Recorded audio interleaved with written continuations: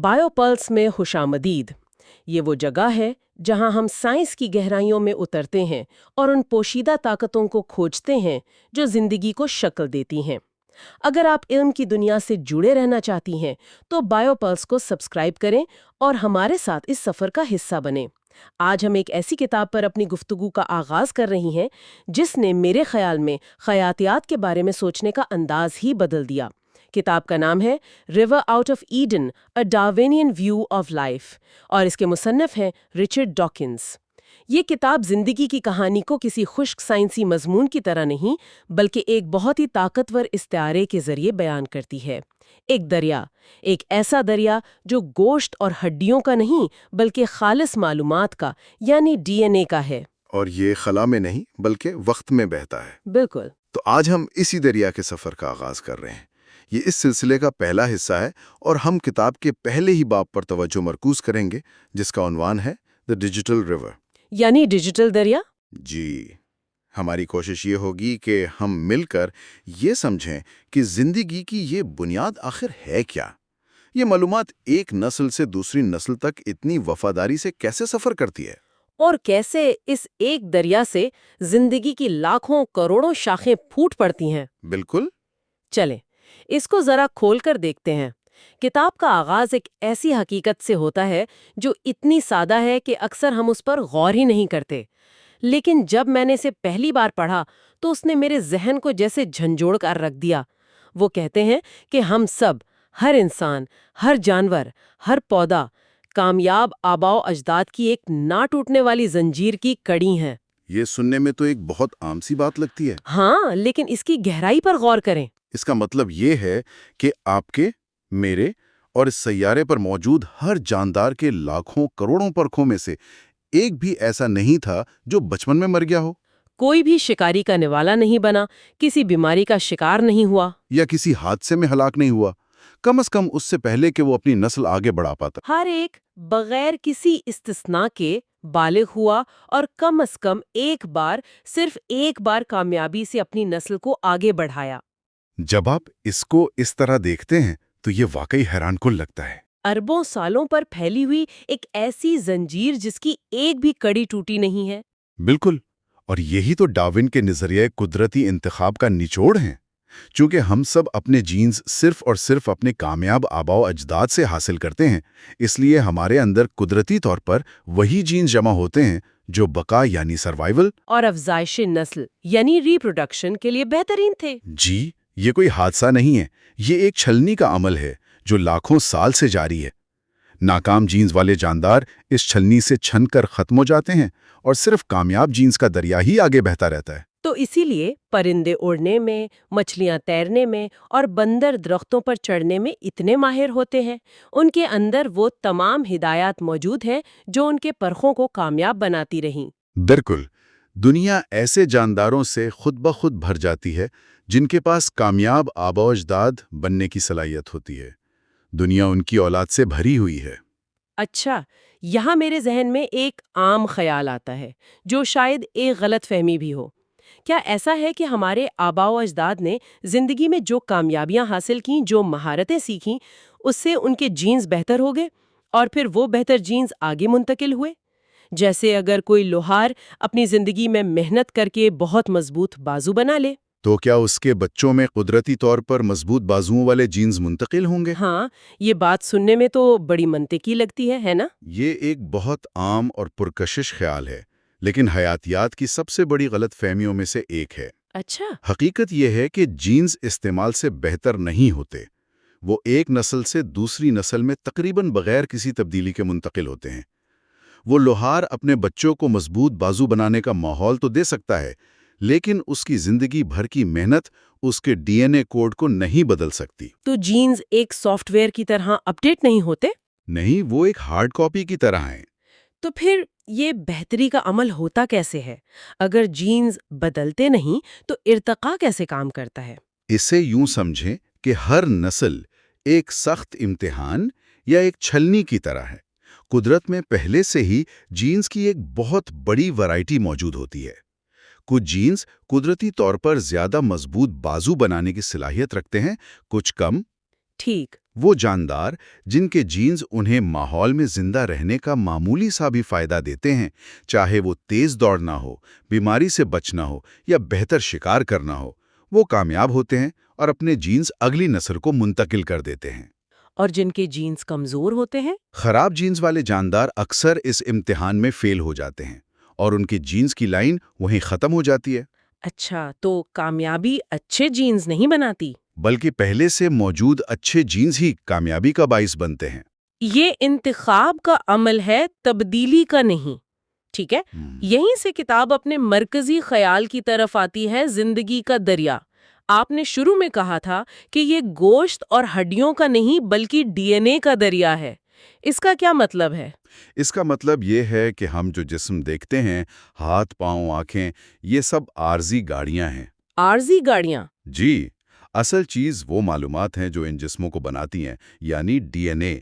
یہ معلومات کا ایک دریا ہے جو وقت کے ساتھ بہتا ہے، یہ جسموں سے گزرتا ہے، ان پر اثر انداز ہوتا ہے، انہیں بناتا ہے۔ لیکن جسمانی تجربات، چوٹوں یا سیکھی ہوئی مہارتوں سے خود متاثر نہیں ہوتا؟ بالکل، یہ ایک یک طرفہ بہاؤ ہے۔ جینز جسم کو متاثر کرتے ہیں، جسم جینز کو نہیں۔ یہ تو بہت گہری بات ہے۔ مطلب ہمارا جسم صرف ایک خول ہے اور اصل چیز وہ ڈیجیٹل پیغام ہے جو نسلوں سے سفر کر رہا ہے۔ کتاب میں یہ بھی ذکر ہے کہ جنسی تولید یعنی سیکشول ریپروڈکشن کے دوران بھی جینز اپنی انفرادیت برقرار رکھتے ہیں۔ یہ کیسے ہوتا ہے؟ کیا وہ آپس میں گھل مل کر ایک نیا آمیزہ نہیں بنا دیتے؟ ہاں، میرا بھی یہی خیال تھا۔ نہیں، اور یہی اس کی خوبصورتی ہے۔ وہ گھلتے نہیں بلکہ شفل ہوتے ہیں، جیسے تاش کے پتے۔ اچھا۔ ماں اور باپ کی جینز ایک بچے میں اکٹھے ہوتے ہیں، لیکن وہ اپنی شناخت نہیں کھوتے، وہ صرف اپنے اثرات کو ملاتے ہیں۔ ایک نسل کے بعد وہی جینز الگ ہو کر اگلی نسل میں جا سکتے ہیں۔ ان کی سالمیت ایک سخت انمٹ پتھر کی طرح ہوتی ہے۔ وہ ایک دوسرے کے ساتھ سفر کرتے ہیں لیکن ایک دوسرے میں ضم نہیں ہوتے۔ بالکل۔ یہ دریا کا استعارہ اب اور بھی واضح ہو رہا ہے۔ لیکن اگر تمام زندگی ایک ہی دریا ہے تو پھر یہ اتنی شاخوں میں کیسے بٹا ہوا ہے؟ مطلب میں اپنے گھر کی کھڑکی سے باہر دیکھتی ہوں تو مجھے ایک کوا اور ایک گلہری نظر آتی ہے۔ یہ دونوں تو بالکل مختلف لگتے ہیں۔ یہ ایک بہترین سوال ہے اور اس کا جواب انواع یعنی سپیشیز کے بننے کے عمل میں چھپا ہے۔ ہر نوع، جیسے انسان، چمپینزی یا گلہری، اس عظیم دریا کی ایک الگ شاخ ہے۔ اور ایک نوع کے تمام جانداروں کے جینز ایک ہی شاخ میں بہتے ہیں؟ جی، اور ایک دوسرے کے ساتھ ہم آہنگ ہوتے ہیں۔ وہ آپس میں مل کر ایسے بچے پیدا کر سکتے ہیں جو خود بھی نسل بڑھا سکیں۔ تو پھر یہ شاخیں الگ کیسے ہوتی ہیں؟ دریا تقسیم کیسے ہوتا ہے؟ اکثر اس کی وجہ جغرافیائی رکاوٹیں ہوتی ہیں۔ کتاب میں شمالی امریکہ اور انگلینڈ کی گلہریوں کی مثال دی گئی ہے۔ ٹھیک ہے۔ لاکھوں سال پہلے ان کے آباء و اجداد ایک ہی آبادی کا حصہ تھے۔ ان کا جینیاتی دریا ایک ساتھ بہہ رہا تھا۔ پھر براعظم الگ ہوئے اور ان کے درمیان ایک وسیع سمندر حائل ہو گیا۔ اور اس علیحدگی کے دوران دونوں شاخوں میں بے ترتیب تبدیلیاں یعنی رینڈم میوٹیشنز جمع ہوتی گئیں؟ بالکل، دونوں دریا الگ الگ سمتوں میں بہنے لگے۔ ہزاروں نسلوں کی علیحدگی کے بعد ان کے جینز اتنے مختلف ہو جاتے ہیں کہ اگر آپ آج ایک امریکی گلہری کو انگلینڈ لے جائیں تو وہ وہاں کی گلہری کے ساتھ مل کر نسل نہیں بڑھا سکتی۔ صحیح، ان کے جینز اب ایک دوسرے کے اچھے ساتھی نہیں رہے، وہ دو الگ انواع بن چکی ہیں۔ دریا کی ایک شاخ دو میں تقسیم ہو چکی ہے۔ چھوٹی سی ندی کی طرح تھا جو ایک دوسری ندی سے الگ ہوئی، ہے نا؟ ہاں، یہ ایک بہت بتدریجی عمل ہے۔ ایسا نہیں ہوتا کہ ایک دن اچانک ایک نئی نو پیدا ہو جائے۔ یہ ہزاروں سال پر محیط ایک سست رفتار تبدیلی ہے۔ یہاں سے بات اصل میں بہت دلچسپ ہوتی ہے۔ کتاب کا دعویٰ ہے کہ ڈی این اے کا دریا صرف ایک دریا نہیں بلکہ ایک ڈیجیٹل دریا ہے۔ یہ انجینئرنگ کی اصطلاح زندگی جیسے حیاتی نظام پر کیسے لاگو ہوتی ہے، یہ مجھے بہت حیران کن لگا۔ یہ 20ویں صدی کی حیاتیات کی سب سے بڑی دریافتوں میں سے ایک ہے۔ دیکھیں، انجینئرز اینالاگ اور ڈیجیٹل کوڈ میں فرق کرتے ہیں۔ اسے سمجھنے کے لیے پرانے زمانے کے فونوگراف ریکارڈز یا کیسٹ ٹیپ کی مثال لیں۔ وہ اینالاگ تھے۔ ان کی ہر کاپی اصل سے تھوڑی کم معیار کی ہوتی تھی؟ جی، ہر کاپی کے ساتھ شور یعنی نوائز بڑھتا جاتا تھا۔ اگر آپ ایک کیسٹ کی کاپی بنائیں، پھر اس کاپی کی کاپی، تو چند نسلوں کے بعد اصل آواز پہچاننا مشکل ہو جائے گا۔ بالکل، مجھے یاد ہے بچپن میں ہم کیسٹ ریکارڈ کرتے تھے اور ہر کاپی میں آواز خراب ہوتی جاتی تھی۔ اس کے برعکس آج ہمارے پاس CDs، MP3s اور کمپیوٹر فائلز ہیں جو ڈیجیٹل ہیں۔ اور آپ ایک فائل کی لاکھوں کاپیاں بنا لیں، آخری کاپی بھی بالکل پہلی جیسی ہوگی۔ بغیر کسی خرابی کے۔ آپ نے بالکل صحیح نقطہ پکڑا۔ واٹسن اور کرک کی دریافت نے ہمیں بتایا کہ جینز کوئی پراسرار جیلی یا مایا نہیں ہے، بلکہ وہ خالص ڈیجیٹل معلومات ہیں۔ خالص ڈیجیٹل معلومات؟ جی، یہ معلومات 4 حرفی کوڈ پر مشتمل ہے، A, T, C اور G۔ یہ بالکل کمپیوٹر کے بائنری کوڈ یعنی 0 اور 1 کی طرح ہے۔ زندگی کی بنیاد میں یہی ڈیجیٹل پن ہے۔ اسی وجہ سے جینز لاکھوں کروڑوں نسلوں تک بغیر کسی بگاڑ کے بالکل ٹھیک ٹھیک کاپی ہو سکتے ہیں۔ اور یہ ڈارون کے نظریہ ارتقاء کے لیے لازمی ہے۔ بالکل، اگر معلومات اینالاگ ہوتیں تو وہ چند نسلوں میں ہی ناقابل استعمال ہو جاتی۔ تو مطلب زندگی کوئی جادوئی مادہ نہیں، بلکہ بائٹس اور بائٹس اور بائٹس پر مشتمل ڈیجیٹل معلومات ہے۔ یہ سوچ ہی ذہن کو بدل دیتی ہے۔ لیکن پھر سوال یہ پیدا ہوتا ہے کہ اگر زندگی صرف ڈیجیٹل معلومات ہے تو یہ ہاتھ، پاؤں، آنکھیں اور دماغ جیسے ٹھوس پیچیدہ جسم کیسے بناتی ہے؟ یہ کوڈ سے حقیقت کا سفر کیسے طے ہوتا ہے؟ ہاں، یہ اس عمل کا اگلا مرحلہ ہے۔ یہ ڈیجیٹل معلومات یعنی جینز بنیادی طور پر پروٹین بنانے کی ترکیبیں ہیں۔ خاص طور پر یہ انزائمز نامی پروٹین بنانے کے لیے ہدایات فراہم کرتے ہیں۔ انزائمز کو آپ حیاتیاتی مشینیں کہہ سکتے ہیں۔ تو کیا انزائمز ننھے روبوٹس کی طرح ہیں جو صرف ایک خاص کام کرنے کے لیے بنے ہیں؟ یہ ایک بہترین تشبیہ ہے۔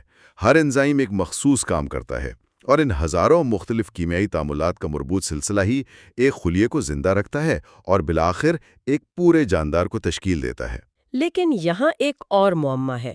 ایک ہی فرٹیلائزڈ انڈے سے جس میں DNA کا ایک ہی سیٹ ہوتا ہے، جگر کے خلیے، پٹھوں کے خلیے، یہ سب الگ الگ کیسے بنتے ہیں؟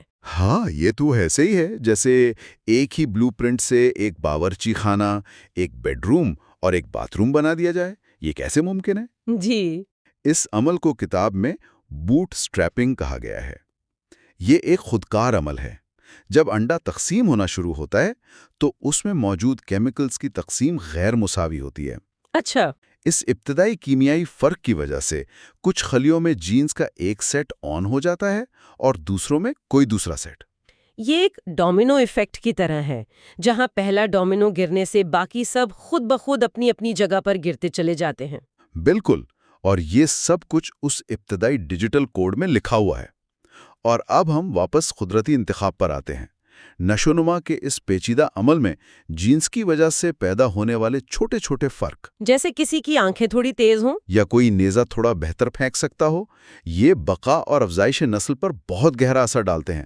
قدرتی انتخاب انہی چھوٹے چھوٹے فرقوں کی بنیاد پر کام کرتا ہے۔ اور جس جاندار کے ڈیجیٹل کوڈ میں معمولی سی بھی بہتر ہدایت لکھی ہوتی ہے، اس کے زندہ رہنے اور اس ہدایت کو آگے منتقل کرنے کے امکانات بڑھ جاتے ہیں۔ بالکل، یوں وقت کے ساتھ ساتھ کامیاب جینز اس ڈیجیٹل دریا میں غالب آ جاتے ہیں۔ تو آج کی گفتگو کا خلاصہ یہ ہے کہ زندگی کی بنیاد DNA پر مشتمل ایک ڈیجیٹل دریا ہے جو اربوں سالوں سے نسل در نسل بہہ رہا ہے۔ ہم اور تمام جاندار اس دریا کی عارضی لہریں ہیں۔ اور اس دریا میں صرف وہی جینیاتی معلومات باقی رہتی ہیں جو ایسے جسم بنانے میں کامیاب ہوتی ہیں جو اپنے ماحول میں بقا اور افزائش نسل کے قابل ہوں۔ یہ صرف پہلا باب تھا، لیکن اس کی گہرائی ہمیں یہ سوچنے پر مجبور کرتی ہے کہ ہم سب، انسان، جانور، پودے اور بیکٹیریا، ایک ہی قدیم ندی کی مختلف شاخیں ہیں جو ایک ہی ڈیجیٹل کوڈ سے لکھی گئی ہیں، اور یہ سفر ابھی شروع ہوا ہے۔ بالکل، اگلے حصے میں ہم اس دریا کے سفر میں مزید گہرائی میں اتریں گے اور خاص طور پر انسانیت کے آغاز پر بات کریں گے۔ ہمارا موضوع ہوگا باب 2، آل افریقہ اینڈ ہر پروجینیز۔ ہم یہ جاننے کی کوشش کریں گے کہ سائنسی شواہد ہمارے مشترکہ انسانی آباء و اجداد کے بارے میں کیا بتاتے ہیں۔ ہمارے ساتھ رہیے گا۔ یہ ہمارا دوسرا حصہ ہے اور آج ہم بات کریں گے باب دوم پر، تمام افریقہ اور اس کی نسلیں۔ تو آج ہم ایک طرح کی جینیٹک جاسوسی کرنے والے ہیں. جاسوسی، ہاں. کوئی جرم تو نہیں ہے، لیکن معمہ بہت بڑا ہے کہ آخر ہم سب یعنی تمام انسان آئے کہاں سے ہیں، ہمارا خاندان شروع کہاں سے ہوا. بالکل. اور ہمارے پاس سراغ کے طور پر صرف ایک ہی چیز ہے، ہمارے اپنے خلیوں میں چھپا ہوا ڈی این اے. لیکن اس سے پہلے میرے ذہن میں ایک ریاضی کا سوال ہے جو مجھے ہمیشہ سے پریشان کرتا رہا ہے. اچھا، وہ کیا؟ دیکھیں، میرے 2 والدین ہیں، 4 دادا دادی، پھر 8 پردادا پردادی. ہر نسل پیچھے جانے پر تعداد دگنی ہو جاتی ہے. جی بالکل. تو اگر ہم اسی حساب سے چلتے رہیں تو حضرت عیسیٰ کے زمانے تک یعنی کوئی 80 نسلیں پہلے میرے آباء و اجداد کی تعداد خربوں سے بھی زیادہ ہو جائے گی. ہاں، یہ حساب تو یہی بتاتا ہے. لیکن یہ تو اس وقت کی پوری دنیا کی آبادی سے بھی ہزاروں گنا زیادہ ہے. تو اس حساب میں گڑبڑ کہاں ہے؟ یہ ٹھیک کیوں نہیں بیٹھتا؟ یہ ایک بہترین سوال ہے، اور اس کا جواب ہمارے ماضی کے بارے میں ایک بہت ہی بنیادی حقیقت کو سامنے لاتا ہے. گڑبڑ یہ ہے کہ ہم اپنے خاندانی شجرے کو ایک درخت کی طرح دیکھتے ہیں جس کی شاخیں بس باہر کی طرف پھیلتی جاتی ہیں. ہاں، ایسا ہی سوچتے ہیں. جبکہ حقیقت میں ہمارا خاندانی شجرہ ایک درخت سے زیادہ ایک ہیرے کی شکل جیسا ہے. ہیرے کی شکل جیسا؟ وہ کیسے؟ یعنی یہ آپ سے شروع ہو کر ماضی میں پھیلتا ہے، لیکن پھر ایک نقطے پر پہنچ کر یہ دوبارہ سکڑنا شروع ہو جاتا ہے. شاخیں آپس میں واپس جڑنا شروع ہو جاتی ہیں. شاخیں واپس جڑ جاتی ہیں؟ آپ کا مطلب کزن میرج سے ہے؟ بالکل. لیکن وہ اتنی عام تو نہیں کہ خربوں کے حساب کو چند کروڑ پر لے آئے. صحیح کہا آپ نے. جب ہم کزن کا لفظ سنتے ہیں تو ہمارے ذہن میں فرسٹ کزن ہی آتے ہیں. جی. لیکن یہاں بات ہو رہی ہے سیکنڈ کزن، ففتھ کزن، 10ویں یہاں تک کہ 50ویں کزن کی. اچھا، اتنے دور کے رشتے؟ جی. جب آپ اتنی نسلوں کا فاصلہ دیکھتے ہیں تو حقیقت یہ ہے کہ تقریباً ہر شادی ہی دور کے کزنز کے درمیان ہوتی ہے. ہر شادی؟ عملی طور پر ہاں. آپ اور میں اور جو کوئی بھی یہ سن رہا ہے، ہم سب ایک دوسرے کے دور کے کزن ہیں. واہ! تو جب آپ کا خاندانی شجرہ پیچھے جاتا ہے تو ہو سکتا ہے آپ کے پڑ نانا کی پڑ نانی اور آپ کی پڑ دادی کے پڑ نانا ایک ہی شخص ہوں.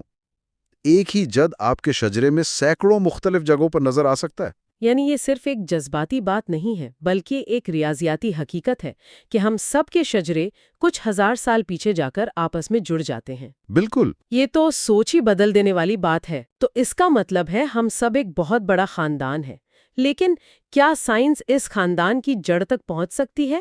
وہ سب سے پرانی شاخ کہاں ہے؟ بالکل پہنچ سکتی ہے، اور یہی سوال تھا جس نے سائنسدانوں کو کئی دہائیوں تک متجسس رکھا. اس کا سراغ لگانے کے لیے ہمیں اپنے ڈی این اے کی تاریخ کی کتاب کو پڑھنا پڑتا ہے. جی.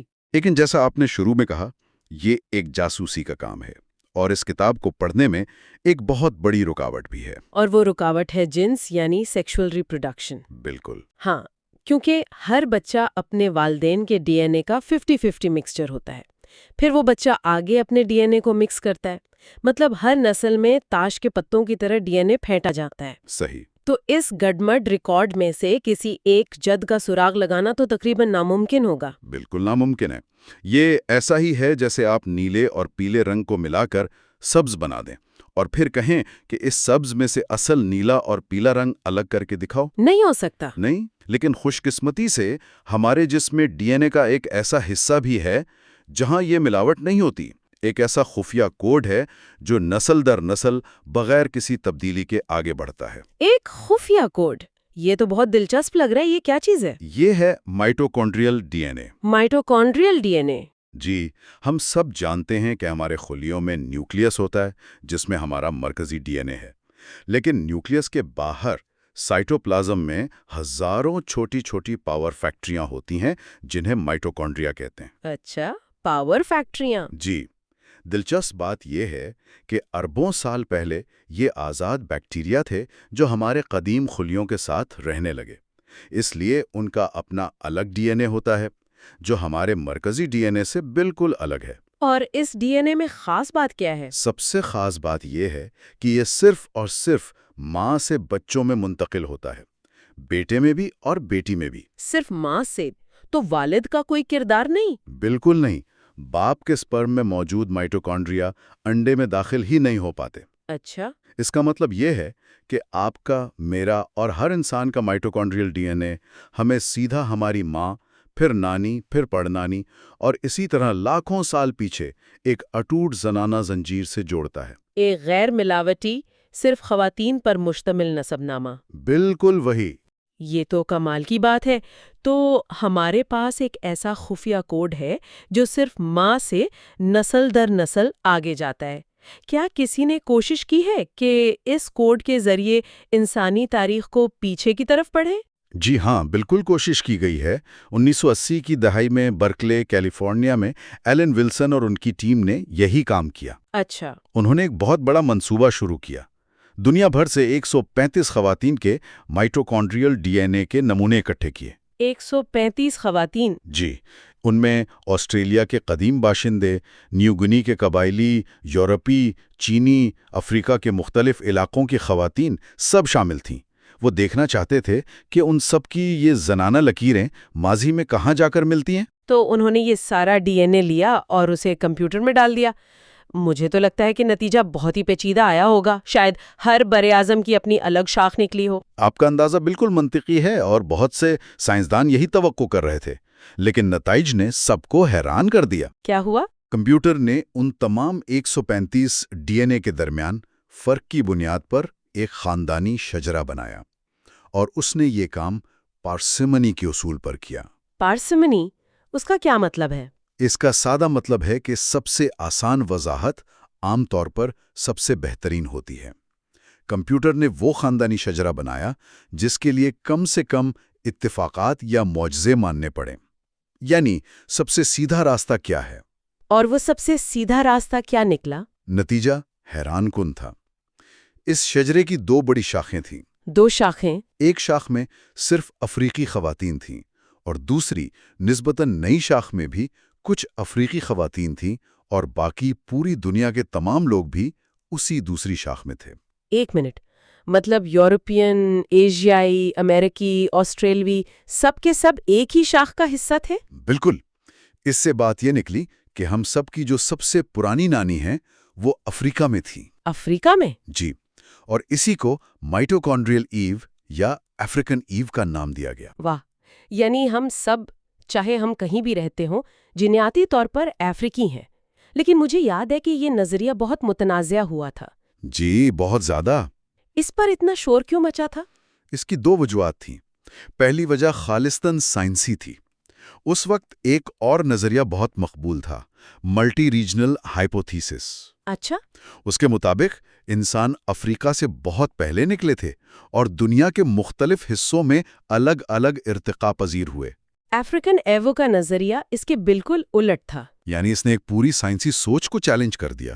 بالکل، اور کچھ سائنسدانوں نے کمپیوٹر کے تجزیے پر بھی سوال اٹھایا۔ اور دوسری وجہ کیا تھی؟ دوسری وجہ سماجی اور سیاسی تھی۔ نسل پرستی کی بنیاد اس خیال پر ہے کہ انسانی نسلیں حیاتیاتی طور پر الگ ہیں۔ جی۔ اس تحقیق نے اس خیال کی جڑ پر ہی کلہاڑا مار دیا۔ اس نے کہا کہ نسل کا تصور صرف سطحی ہے، گہرائی میں ہم سب ایک ہی خاندان ہیں جس کی جڑیں افریقہ میں ہیں۔ یہ بات بہت سے لوگوں کے لیے قبول کرنا مشکل تھی۔ اچھا، تو ایک نتیجہ یہ نکلا کہ جڑیں افریقہ میں ہیں، لیکن یہ تو صرف کہاں کا جواب ہوا۔ کب کے بارے میں بھی کچھ پتہ چلا؟ یہ ہماری مشترکہ پرنانی کتنی پرانی ہے؟ جی، یہ اس تحقیق کا دوسرا بڑا نتیجہ تھا۔ سائنسدانوں نے دیکھا کہ مائٹوکونڈریل ڈی این اے میں تبدیلیاں یعنی میوٹیشنز ایک تقریباً مستقل رفتار سے ہوتی ہیں۔ اسے مالیکولر کلاک کہتے ہیں۔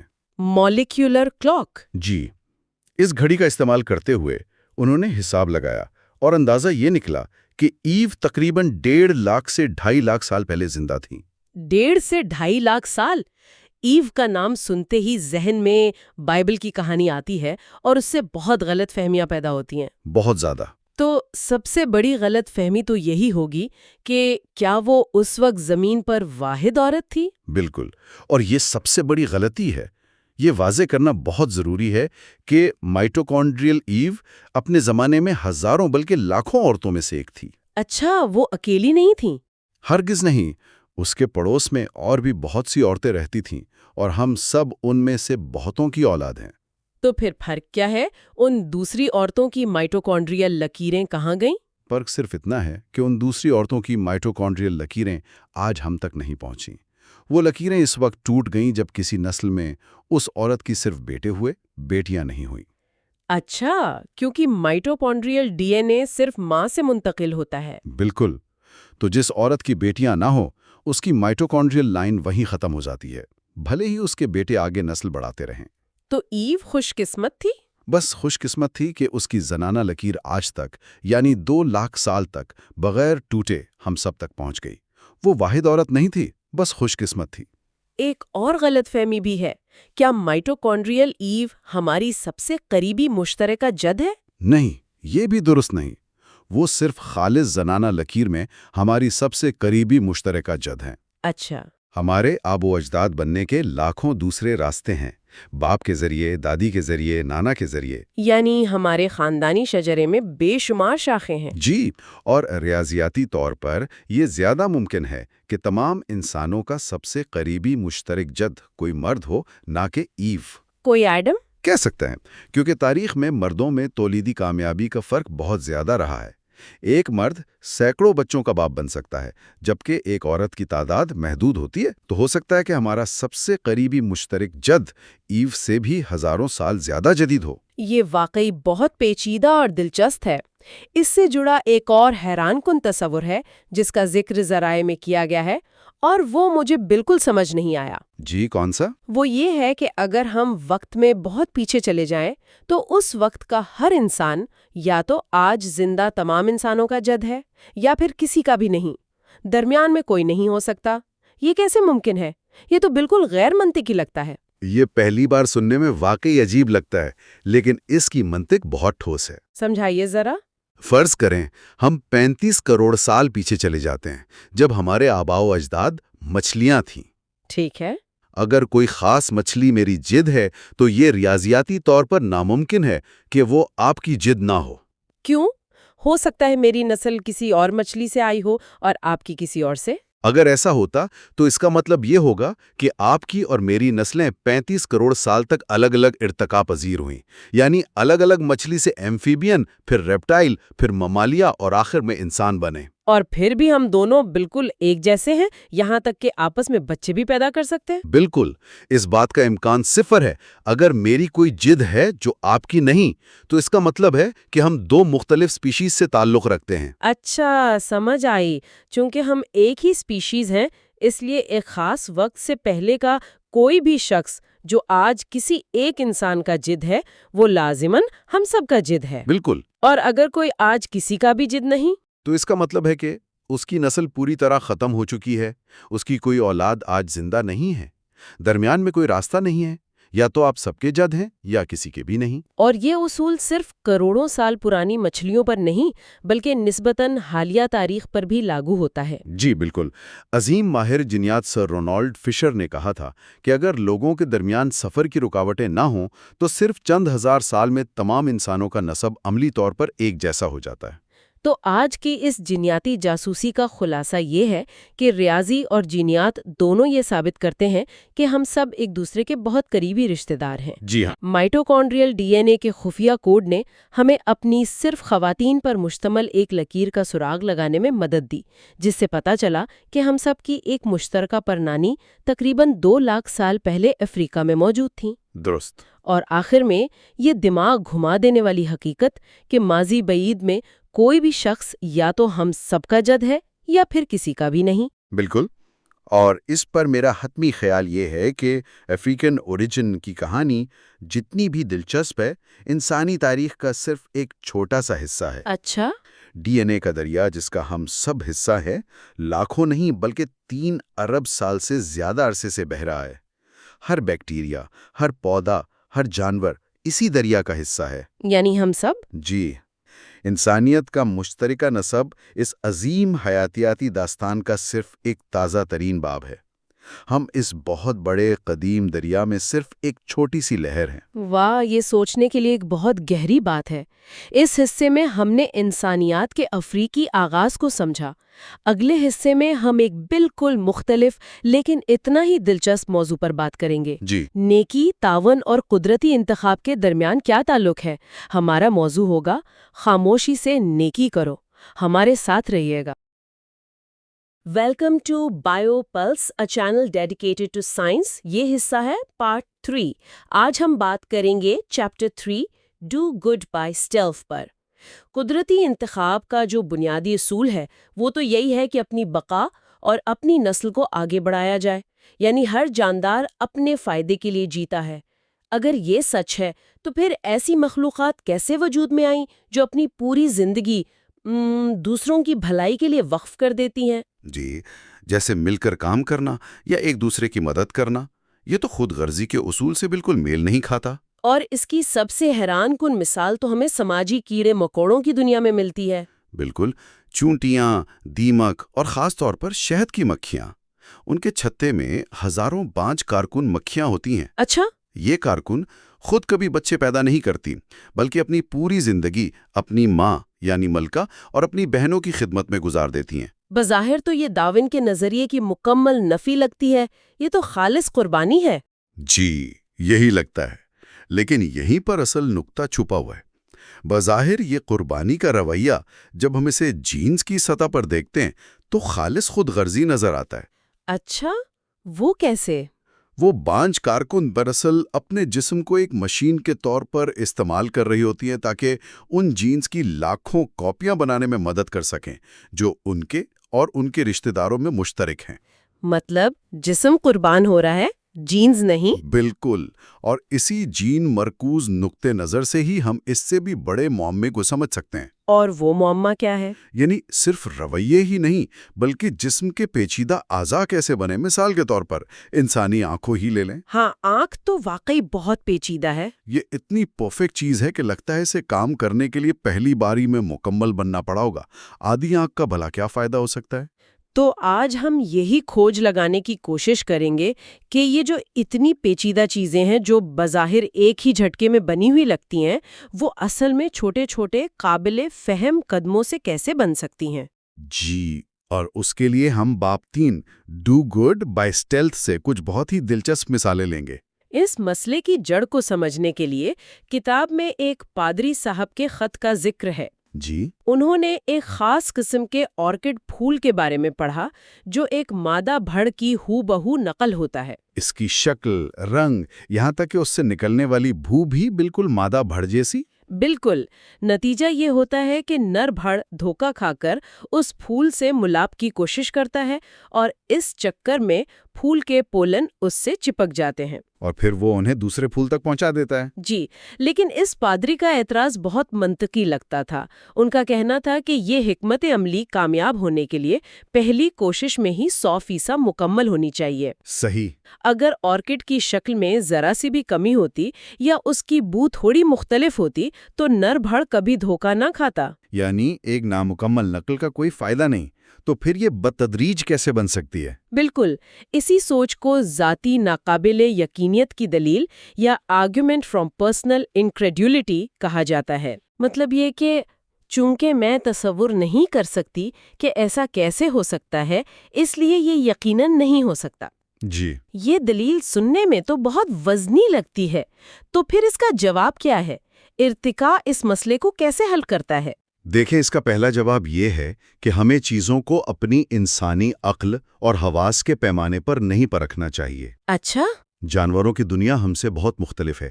وہ چیزوں کو ہم سے الگ طریقے سے دیکھتے، سنتے اور محسوس کرتے ہیں.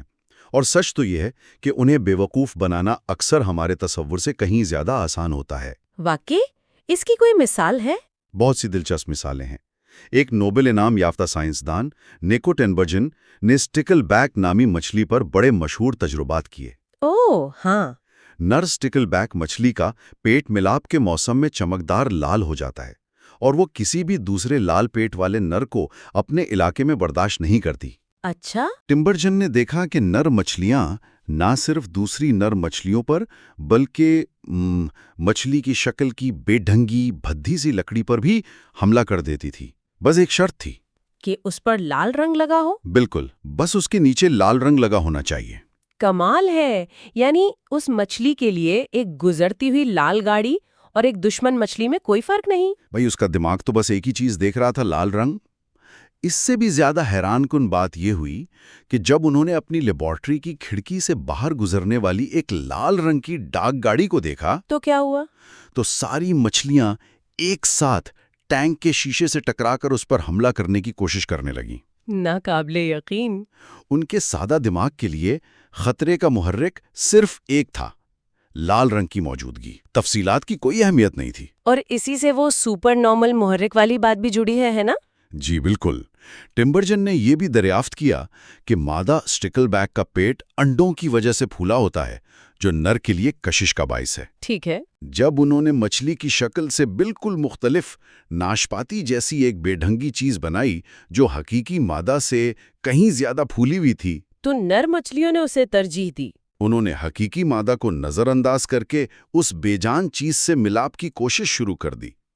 یعنی ان کے دماغ میں صرف ایک اصول تھا، جتنا پھولا ہوا اتنا بہتر۔ یہ اصول تو بہت سادہ اور بعض اوقات بڑے بے رحم بھی ہو سکتے ہیں۔ کتاب میں ترکی مرغی کی ایک بہت ہی افسوسناک کہانی بیان کی گئی ہے۔ جی، وہ ایک المناک واقعہ ہے۔ ایک مادہ ترکی مرغی جو بدقسمتی سے بہری تھی، اس نے ایک ایک کر کے اپنے تمام چوزوں کو ٹھونگے مار مار کر ہلاک کر دیا۔ اوہ، اس کی وجہ کیا تھی؟ وجہ صرف اتنی تھی کہ اس کے دماغ میں شکاری اور بچے میں فرق کرنے کا ایک بہت ہی سادہ سا اصول تھا۔ کوئی بھی چھوٹی حرکت کرتی ہوئی چیز جو میرے قریب آئے وہ شکاری ہے، اس پر حملہ کرو، جب تک کہ وہ چوزے کی طرح چیپ چیپ کی آواز نہ نکالے۔ بالکل۔ اوہ، تو چونکہ وہ بہری تھی، اپنی بچوں کی آواز نہیں سن سکیں اور انہیں دشمن سمجھ بیٹھی، مطلب ایک ذرا سی خرابی اور پورا قدرتی نظام الٹ گیا۔ جی، یہ اصول بہت نازک ہوتے ہیں، اور یہ کتنے خودکار ہوتے ہیں اس کی ایک اور مثال شہد کی مکھیوں میں ملتی ہے۔ اچھا۔ چھتے میں صفائی کا نظام بہت سخت ہوتا ہے۔ جب کوئی مکھی مر جاتی ہے تو کچھ کارکن مکھیاں، جنہیں انڈرٹیکر کہا جاتا ہے، اسے اٹھا کر چھتے سے باہر پھینک آتی ہیں۔ تو انہیں کیسے پتا چلتا ہے کہ کوئی مکھی مر گئی ہے؟ یہی سوال تھا۔ تحقیق سے پتا چلا کہ جب مکھی مرتی ہے تو اس کے جسم سے ایک خاص کیمیکل اولک ایسڈ خارج ہونا شروع ہو جاتا ہے۔ اور انڈرٹیکر مکھیاں اسی بو کو پہچانتی ہیں؟ جی، تجربہ کرنے والوں نے جب یہ کیمیکل ایک بالکل صحت مند اور زندہ مکھی پر لگا دیا تو جو کچھ ہوا وہ دیکھنے لائق تھا۔ انہوں نے اسے بھی باہر پھینک دیا؟ فوراً دوسری مکھیاں اسے پکڑ کر گھسیٹنے لگی۔ وہ بیچاری مزاحمت کرتی رہی، اپنی ٹانگیں ہلاتی رہی، لیکن انڈرٹیکرز کے لیے وہ ایک زندہ مکھی نہیں بلکہ ایک لاش تھی جسے باہر پھینکنا ضروری تھا۔ یعنی ان کے لیے اصول اٹل تھا، اولیک ایسڈ کی بو یعنی لاش۔ بالکل۔ یہ سب مثالیں سن کر تو یہ بات بالکل واضح ہو جاتی ہے کہ اس پادری کا اعتراض ایک غلط فہمی پر مبنی تھا۔ جی، اس بھڑ کو دھوکہ دینے کے لیے آرکڈ کو شروع سے ہی ایک پرفیکٹ نقل بننے کی کوئی ضرورت نہیں تھی۔ شاید لاکھوں سال پہلے کسی آرکڈ پر رنگ کا ایک دھبا نمودار ہوا ہو جو دور سے بھڑ جیسا لگتا ہو، یا اس سے ہلکی سی ایسی بو آتی ہو جو نر بھڑ کو متوجہ کرنے کے لیے کافی ہو۔ بس اتنا سا فائدہ ہی ارتقائی دوڑ شروع کرنے کے لیے کافی تھا۔ بالکل درست۔ لیکن یہاں ایک اور سوال پیدا ہوتا ہے۔ وہ کیا؟ مان لیا کہ جانوروں کو بیوقوف بنایا جا سکتا ہے، لیکن کچھ شکاری یا جانور تو بہت تیز حواس کے مالک ہوتے ہیں، ان کی نظر بہت تیز ہوتی ہے یا سونگھنے کی حس کمال کی ہوتی ہے، تو انہیں تو ایک نامکمل نقل سے دھوکہ نہیں دیا جا سکتا۔ یہ بہت اچھا سوال ہے۔ تو کیا ایسی صورتحال میں بتدریج ارتقاء ممکن نہیں؟ ممکن ہے، اور یہیں پر گریڈینٹس یعنی تدریجی پیمانوں کا تصور کام آتا ہے۔ گریڈینٹس؟ جی، قدرت میں ایسے کئی حالات یا پیمانے موجود ہیں جو ایک نامکمل کوشش کو بھی کامیاب ہونے کا موقع فراہم کرتے ہیں۔ اچھا، تو یہ گریڈینٹس کا تصور بہت دلچسپ ہے۔ یعنی ماحول میں ہی کچھ ایسی چیزیں موجود ہیں جو ایک نامکمل نقل کو بھی کام کرنے کا موقع دیتی ہیں۔ یہ کیسے ممکن ہے؟ بالکل، مثال کے طور پر فاصلے کو ہی لے لیں۔ ایک چیز جو دور سے مبہم نظر آتی ہے، قریب آنے پر اس کی اصلیت کھل جاتی ہے۔ صحیح۔ ایک کیڑا جس کی نقل ابھی صرف 10% مکمل ہے، ہو سکتا ہے وہ 20 فٹ کے فاصلے سے کسی پرندے کو دھوکہ دے سکے، اور جیسے جیسے نسل در نسل اس کی نقل بہتر ہوتی جائے گی، وہ پرندے کو 15 فٹ، پھر 10 فٹ اور پھر 5 فٹ کے فاصلے پر بھی دھوکہ دینے کے قابل ہو جائے گا۔ ہر قدم پر اسے بقا کا تھوڑا سا اضافی فائدہ مل رہا ہے۔ یہ تو سمجھ میں آتا ہے۔ اور روشنی کا بھی ویسے ہی کوئی کردار ہو سکتا ہے نا؟ یقیناً ایک نامکمل نقالی شاید تیز دوپہر کی روشنی میں کام نہ کرے، لیکن شام کے دھندلکے میں یا اگر موسم آبرآلود ہو جی تو وہ بھی کارآمد ہو سکتی ہے۔ جیسے جیسے نقل بہتر ہوگی وہ تیز روشنی میں بھی مؤثر ہوتی جائے گی۔ اور اسی طرح زاویہ نظر بھی گریڈینٹ ہو سکتا ہے۔ بالکل، جو چیز آنکھ کے بالکل سامنے ہو اسے پہچاننا آسان ہے، لیکن جو چیز نظر کے کونے سے ایک جھلک کے لیے گزرے وہاں ایک معمولی سی مشابہت بھی دھوکہ دے سکتی ہے۔ اور آخری گریڈینٹ شاید خود دشمن کی اپنی صلاحیت ہے۔ جی، ہر شکاری کی بصارت ایک جیسی نہیں ہوتی۔ ایک کمزور نقالی شاید کمزور نظر والے شکاریوں کو بے وقوف بنا دے، جو خود ایک بہت بڑا فائدہ ہے۔ اور وقت کے ساتھ جب وہ نقالی بہتر ہوگی تو وہ تیز نظر والے شکاریوں سے بھی بچ پائے گی۔ بالکل، تو نکتہ یہ ہے کہ ہر سطح کی بہتری کے لیے قدرت میں کوئی نہ کوئی موقع موجود ہوتا ہے، کوئی بھی قدم بیکار نہیں جاتا۔ اور یہی منطق، یہی گریڈینٹس کا تصور ہمیں ارتقاء کے سب سے بڑے اور کلاسک سوال کا جواب دینے میں مدد کرتا ہے۔ آدھی آنکھ کا کیا فائدہ؟ ہاں، یہ سوال تو ہمیشہ پوچھا جاتا ہے۔ یہ تو ایسا ہی ہے جیسے کوئی کہے آدھا انجن یا آدھا کمپیوٹر، وہ تو کسی کام کا نہیں۔ پہلے یہ سوال بہت مشکل لگتا تھا، لیکن اب اس کا جواب بہت سیدھا ہے۔ آدھی آنکھ کا فائدہ یہ ہے کہ وہ 49% آنکھ سے بہتر ہے۔ اور 49% آنکھ کا فائدہ یہ ہے کہ وہ بالکل آنکھ نہ ہونے سے لاکھوں گنا بہتر ہے۔ بالکل، جس طرح نقالی کے گریڈینٹس تھے، اسی طرح دیکھنے کے صلاحیت کا بھی ایک پورا گریڈینٹ موجود ہے۔ مطلب سب سے نچلی سطح پر کیا ہوگا؟ صرف روشنی اور اندھیرے میں فرق کرنا؟ جی، سب سے نچلی سطح پر روشنی کو محسوس کرنے والے چند خلیوں کا ایک ٹکڑا۔ یہ آپ کو تصویر نہیں دکھا سکتا، لیکن یہ بتا سکتا ہے کہ ابھی دن ہے یا رات۔ یہ بھی ایک بہت بڑا فائدہ ہے۔ اس سے ایک قدم آگے بڑھ کر اگر یہ خلیے ایک پیالے کی شکل میں مڑ جائیں تو آپ کو روشنی کی سمت کا بھی اندازہ ہونے لگے گا۔ یعنی آپ یہ بھانپ سکتے ہیں کہ آپ کے اوپر سے کسی شکاری کا سایہ گزرا ہے۔ اور اس سے بچاؤ کا موقع مل سکتا ہے۔ اور پھر یہ مزید کیسے بہتر ہوتی ہے؟ جیسے جیسے یہ پیالہ گہرا ہوتا جائے گا اور اس کا منہ تنگ ہوتا جائے گا، یہ ایک پن ہول کیمرے کی طرح کام کرنے لگے گا، جس سے ایک دھندلی سی تصویر بننا شروع ہو جائے گی، جو کسی چٹان یا درخت سے ٹکرانے سے بچنے کے لیے کافی ہے۔ صحیح۔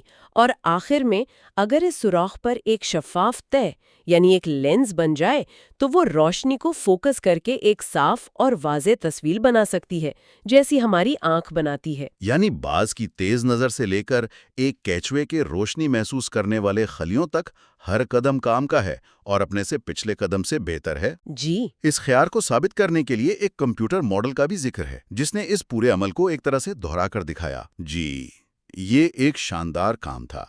دو سائنسدانوں ڈین نیلسن اور سوزین پلگر نے ایک کمپیوٹر ماڈل بنایا۔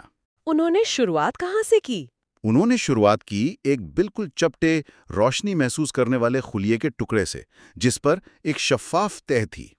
پھر انہوں نے کمپیوٹر کو یہ ہدایت دی کہ وہ اس ساخت میں چھوٹی چھوٹی بے ترتیب تبدیلیاں کرے، لیکن صرف ان تبدیلیوں کو برقرار رکھے جو تصویر کے معیار میں ذرا سا بھی اضافہ کرتی ہیں۔ بالکل۔ اور نتائج کیا تھے؟ کیا کمپیوٹر ایک آنکھ بنانے میں کامیاب ہوا؟ نتائج سب کی توقعات سے بڑھ کر تھے۔ کمپیوٹر نے بالکل وہی مراحل دہرائے جن کی ہم بات کر رہے تھے۔ چپٹا ٹکڑا پہلے ایک پیالے کی شکل میں موڑا، پھر اس کا منہ تنگ ہو کر پن ہول بنا اور آخر میں اس کے اوپر ایک بہترین لینس بھی بن گیا۔ کمال ہے۔ لیکن سب سے زیادہ چونکا دینے والی بات وہ وقت تھا جو ماڈل کے مطابق اس عمل میں لگ سکتا تھا۔ اچھا، کتنا وقت؟ ان کے حساب سے روشنی محسوس کرنے والے ایک سادہ ٹکڑے سے ایک مکمل پیچیدہ کیمرہ آنکھ بننے کے سفر میں صرف 4 لاکھ نسلیں لگ سکتی ہیں۔ صرف 4 لاکھ نسلیں؟ ارضیاتی وقت کے حساب سے تو یہ پلک جھپکنے کے برابر ہے۔ بالکل، یہ ارتقائی تاریخ میں ایک لمحے کی حیثیت رکھتا ہے۔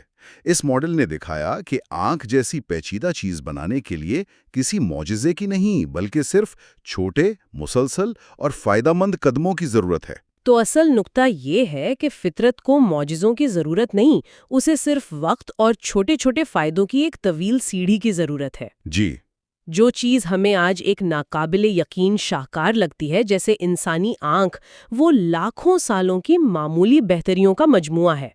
ذاتی ناقابل یقینیت کی دلیل ہماری محدود سوچ کی عکاسی کرتی ہے، فطرت کی صلاحیت کی نہیں۔ بالکل، اور یہ سب اس ایک بڑے تصور کی طرف واپس جاتا ہے کہ یہ تمام پیچیدہ مشینیں، یہ حیرت انگیز رویے اور یہ شاہکار اعضاء دراصل جینز کے وہ طریقے ہیں جن سے وہ اپنی بقا کو یقینی بناتے ہیں اور اپنی کاپیوں کو اگلی نسل تک پہنچاتے ہیں۔ یعنی آرکڈ کا پھول ہو یا بھڑ کی آنکھ، دونوں کے پیچھے ڈی این اے کی بقا کی ایک ہی جنگ جاری ہے۔ جی، اس گفتگو کو ختم کرنے کے لیے ایک خیال کے ساتھ چھوڑ جاتے ہیں۔ بتدریج ارتقاء کے لیے اصول زمین پر زندگی کی اس ناقابل یقین ورائٹی کی وضاحت کرتے ہیں جسے ہم اپنے ارد گرد دیکھتے ہیں۔ لیکن ان مخلوقات کے بارے میں کیا خیال ہے جو بالکل مختلف، انتہائی شدید ماحول میں رہتی ہیں، جیسے سمندر کی گہرائیوں میں، مکمل اندھیرے اور بے پناہ دباؤ میں، یا شاید کسی دوسرے سیارے پر، جہاں کے حالات کا ہم تصور بھی نہیں کر سکتے؟ کیا یہی بتدریج عمل وہاں ایسی زندگی کو جنم دے سکتا ہے جو ہماری سوچ سے بھی پرے ہو؟ اگلے حصے میں ہم اس سے جڑے ایک اور بڑے سوال پر بات کریں گے کہ اگر فطرت میں کوئی منصوبہ ساز نہیں تو پھر ہر چیز اتنی بامقصد کیوں لگتی ہے؟ ہمارا موضوع ہوگا باب 4 گاڈز یوٹیلیٹی فنکشن۔ آج ایک بڑا بنیادی سوال اٹھاتے ہیں۔ جی، ہم جب بھی فطرت کو دیکھتے ہیں، ایک پھول ہو یا ستارے، تو لگتا ہے کہ کسی نے اسے ڈیزائن کیا ہے۔ بالکل، ایک عظیم ڈیزائن نظر آتا ہے۔ لیکن پھر اسی ڈیزائن میں کچھ بہت ہی کہنا چاہیے کہ بے رحم اور عجیب چیزیں بھی نظر آتی ہیں۔ جی، تو سوال یہ ہے کہ اگر زندگی ایک بہت بڑی مشین ہے تو اس کا اصل مقصد کیا ہو سکتا ہے؟ اس کا یوٹیلیٹی فنکشن کیا ہے؟ مطلب وہ کون سی ایک چیز ہے جسے یہ پورا نظام زیادہ سے زیادہ کرنے کی کوشش کر رہا ہے؟ بالکل، آج اسی گتھی کو سلجھانے کی کوشش کرتے ہیں۔ اور اس کو سمجھنے کے لیے میرے خیال میں بہترین جگہ خود چارلس ڈارون کی اپنی ایک الجھن ہے۔ اچھا؟ ڈارون نے ایک خاص قسم کی بھڑ، اکنومونیڈے کا ذکر کیا تھا جس نے ان کے اپنے عقیدے کو ملا دیا تھا۔ وہ کیا کرتی ہے؟ یہ بھڑ اپنے انڈے ایک زندہ کیٹرپلر کے جسم کے اندر دیتی ہے، اوہ، اور جب ان انڈوں سے بچے نکلتے ہیں تو وہ آہستہ آہستہ اس کیٹرپلر کو اندر سے زندہ کھانا شروع کر دیتے ہیں۔ اپنے ہی جسم کے اندر زندہ کھائے جانے کا پورا عذاب جھیلتا ہے۔ یہ کیسا ڈیزائن ہے؟ بالکل، اور یہی وہ نقطہ تھا جس نے ڈارون کو پریشان کیا۔ انہوں نے کہا کہ میں خود کو یہ یقین نہیں دلا سکتا کہ ایک مہربان خدا نے جان بوجھ کر ایسی بے رحمی بنائی ہوگی۔ صحیح۔ تو اس مثال سے فطرت کا ایک ایسا چہرہ سامنے آتا ہے جو نہ مہربان ہے نہ ظالم، وہ مکمل طور پر لا تعلق ہے۔ اور یہی لا تعلقی آج کی ہماری گفتگو کا مرکزی خیال ہے۔ جی، ٹھیک ہے، تو اگر مقصد بھلائی نہیں ہے تو پھر کیا ہے؟ ہم انسان تو ہر چیز میں مقصد ڈھونڈتے ہیں، ہے نا؟ بالکل۔ ہر جانور، ہر پودے کو دیکھ کر پہلا سوال یہی آتا ہے کہ یہ کس لیے ہے؟ اس کی وجہ یہ ہے کہ ہم ایک ایسی مخلوق ہیں جو اوزار بناتی اور استعمال کرتی ہے۔ ہماری پوری تہذیب مقصد پر کھڑی ہے۔ صحیح، ہم ایک ہتھوڑا دیکھتے ہیں تو فوراً سمجھتے ہیں کہ یہ کیل ٹھوکنے کے لیے ہے۔ بالکل، اور یہی اینک ہم فطرت پر بھی لگا دیتے ہیں۔ لیکن یہاں معاملہ یوں سمجھیں کہ بالکل الٹ ہے۔ اچھا، اس کی کوئی مثال؟ یہ تضاد ہمیں کہاں نظر آتا ہے؟ سب سے بہترین مثال شکاری اور شکار کی ہے۔ چیتے کو دیکھیں، وہ ہرن کا شکار کرنے کے لیے ایک شاہکار ہے۔ جی، اس کی رفتار، اس کے پنجے، سب کچھ ایک پرفیکٹ کلنگ مشین بناتے ہیں۔ دوسری طرف ہرن کو دیکھیں، وہ چیتے سے بچنے کے لیے ایک شاہکار ہے۔ اس کی چوکسی، اس کی رفتار۔ جی، تو ایسا لگتا ہے جیسے انہیں دو مخالف خداؤں نے یا دو دشمن انجینئرز نے ایک دوسرے کو ہرانے کے لیے بنایا ہو۔ یہ ایک زبردست نقطہ ہے، کیونکہ اگر ڈیزائنر ایک ہی ہے تو وہ کس کی طرف ہے؟ چیتے کی کامیابی تو ہرن کی ناکامی ہے۔ آپ بالکل صحیح جگہ پہنچی ہیں۔ اس سے یہ خیال کمزور پڑ جاتا ہے کہ فطرت کا مقصد استحکام ہے یا خوشی۔ تو پھر مشترک مقصد کیا ہے؟ ان دونوں کے تضاد میں جو واحد چیز مشترک ہے اور جسے دونوں طرف زیادہ سے زیادہ کرنے کی کوشش ہو رہی ہے، وہ ہے ان کے اپنے اپنے جینز کی بقا۔ ڈی این اے کی بقا۔ جی، ڈی این اے سروائیول۔ چیتے کے جینز اسے بہتر شکاری بنا کر اپنی کاپیاں آگے بھیجنا چاہتے ہیں، اور ہرن کے جینز اسے ایک بہتر بھگوڑا بنا کر اپنی کاپیاں بچانا چاہتے ہیں۔ بالکل۔ اصل مقصد جانور کی بھلائی نہیں، اس کے اندر موجود کوڈ کی بقا ہے۔ ٹھیک ہے، تو نظریہ یہ ہے کہ ہر چیز کا پیمانہ ڈی این اے کی بقا ہے۔ جی، آئیے اس نظریے کو ایک ایسی مثال سے پرکھتے ہیں جو بظاہر بہت غیر منطقی لگتی ہے۔ زیادہ تر جانداروں میں نر اور مادہ کا تناسب تقریباً 50-50 کیوں ہوتا ہے؟ اچھا سوال ہے۔ خاص طور پر ایلیفنٹ سیلز جیسی انواع میں، جہاں صرف 4% نر 88% بچے پیدا کرتے ہیں۔ جی، باقی 96% تو نسل بڑھائے بغیر ہی مر جاتے ہیں۔ تو یہ وسائل کا بہت بڑا ضیاع نہیں ہے؟ فطرت اتنی بے وقوفی کیوں کرے گی؟ یہ ایک بہترین سوال ہے اور اس نے ماہرین کو کافی عرصے تک پریشان رکھا۔ پھر عظیم ماہر حیاتیات رونلڈ فشر نے اس کی ایک شاندار وضاحت پیش کی۔ اچھا، کیا تھی وہ؟ ان کا استدلال حیران کن حد تک سادہ ہے۔ وہ کہتے ہیں کہ یہ فرض کریں کہ کسی آبادی میں ہر بچے کا ایک باپ اور ایک ماں ہوتی ہے۔ یہ تو ظاہر سی بات ہے۔ جی، تو اس کا مطلب یہ ہوا کہ تمام نروں کی مجموعی تولیدی کامیابی تمام ماداؤں کی مجموعی تولیدی کامیابی کے بالکل برابر ہوتی ہے۔ اچھا، یعنی اگر 100 بچے پیدا ہوئے تو ان کے 100 والد والے تولیدی عمل اور 100 والدہ والے تولیدی عمل ہوئے۔ بالکل، چاہے وہ والد چند نر ہی کیوں نہ ہوں۔ اب فرض کریں کہ آبادی میں نر کم اور مادہ زیادہ ہیں۔ ٹھیک ہے۔ چونکہ دونوں جنسوں کا کل تولیدی حصہ برابر ہے، تو اوسطاً ہر نر ہر مادہ کے مقابلے میں زیادہ بچے پیدا کرے گا۔ اچھا، تو جو جنس تعداد میں کم ہوگی اس کے ہر فرد کی ویلیو زیادہ ہو جائے گی۔ آپ نے بالکل صحیح پکڑا۔ تو اگر نر کم ہے تو نر بچہ پیدا کرنا ایک بہتر جینیٹک سرمایہ کاری ہوگی، کیونکہ اس کے نسل بڑھانے کے امکانات زیادہ ہوں گے۔ بالکل۔ تو جو والدین نر پیدا کریں گے ان کے زیادہ پوتے پوتیاں ہوں گے، اس لیے نر پیدا کرنے والے جینز آبادی میں پھیلنا شروع ہو جائیں گے۔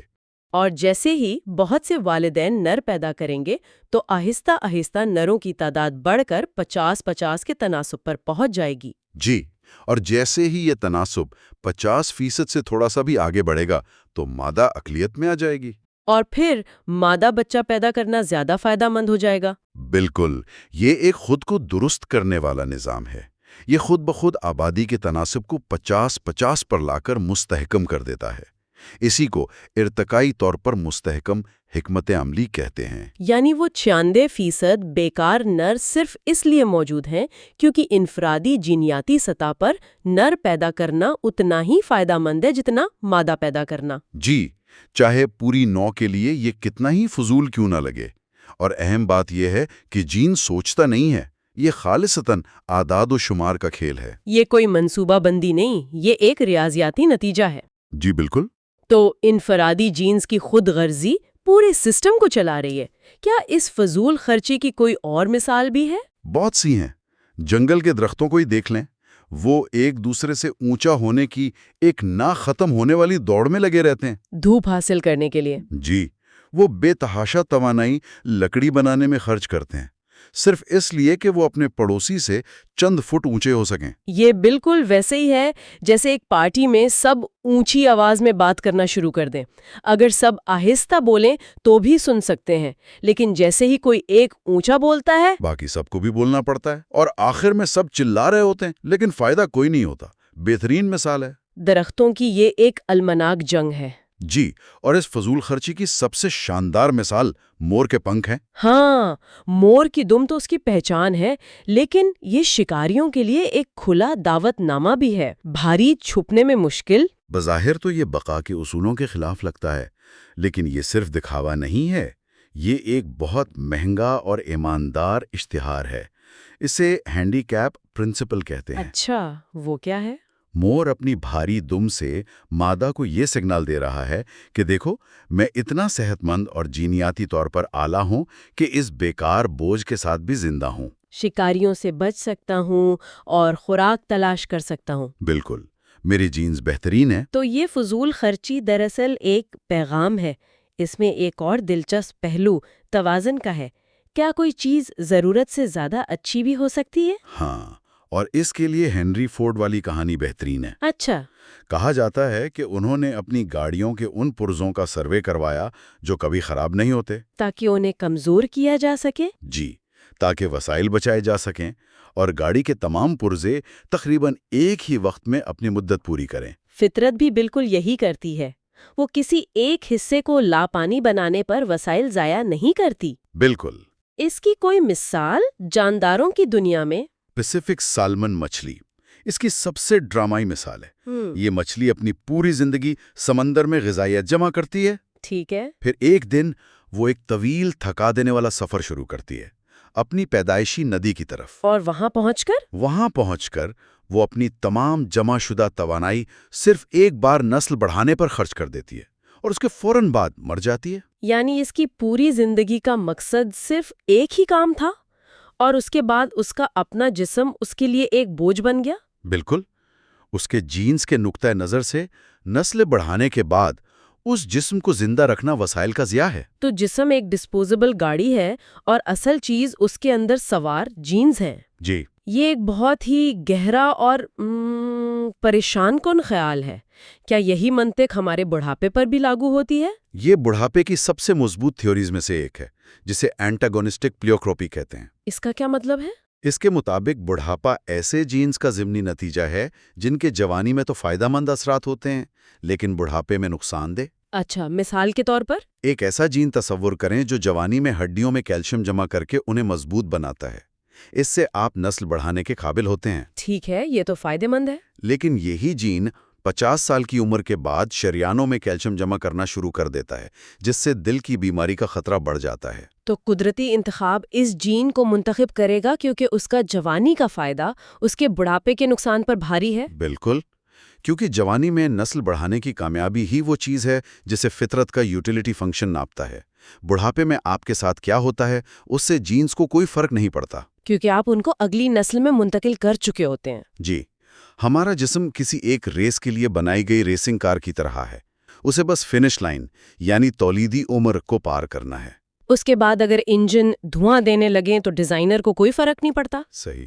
تو آج کی اس پوری گفتگو کا خلاصہ یہ ہے کہ فطرت کا یوٹیلیٹی فنکشن خوشی، بھلائی یا لمبی زندگی نہیں، بلکہ صرف اور صرف ایک چیز ہے، ڈی این اے کی بقا۔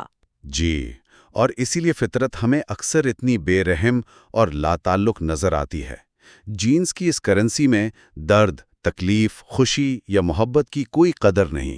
کیٹرپلر کے درد سے بھیڑ کے جینز کو کوئی فرق نہیں پڑتا۔ جب تک کہ ان کے بچے زندہ رہیں، کائنات میں کوئی اچھائی، برائی یا انصاف تلاش نہیں کیا جا سکتا، صرف اندھی بے رحم لاتعلقی ہے، جیسا کہ شاعر اے ہاؤس مین نے کہا تھا۔ فطرت بے دل بے عقل فطرت، نہ پرواہ کرے گی نہ جانے گی۔ بالکل، ڈی این اے نہ پرواہ کرتا ہے نہ جانتا ہے، ڈی این اے بس موجود ہے اور ہم سب، ہماری خوشیاں، ہمارے غم، سب اسی کی دھن پر رقص کر رہے ہیں۔ ایک گہری اور سوچنے پر مجبور کرنے والی بات، یہ نظریہ ہمیں کائنات میں اپنی جگہ کے بارے میں دوبارہ سوچنے پر مجبور کرتا ہے۔ جی، کبھی سوچا ہے کہ زندگی کائنات کے سب سے بڑے دھماکے یعنی ایک سپر نووا جیسی ہو سکتی ہے؟ یہ خیال سننے میں تو عجیب لگتا ہے نا؟ لیکن آج ہم رچرڈ ڈاکنز کی کتاب ریور آؤٹ آف ایڈن کے آخری باب کو کھنگالیں گے، جو زندگی کو بالکل اسی طرح دیکھتا ہے، ایک ریپلیکیشن بامب کے طور پر۔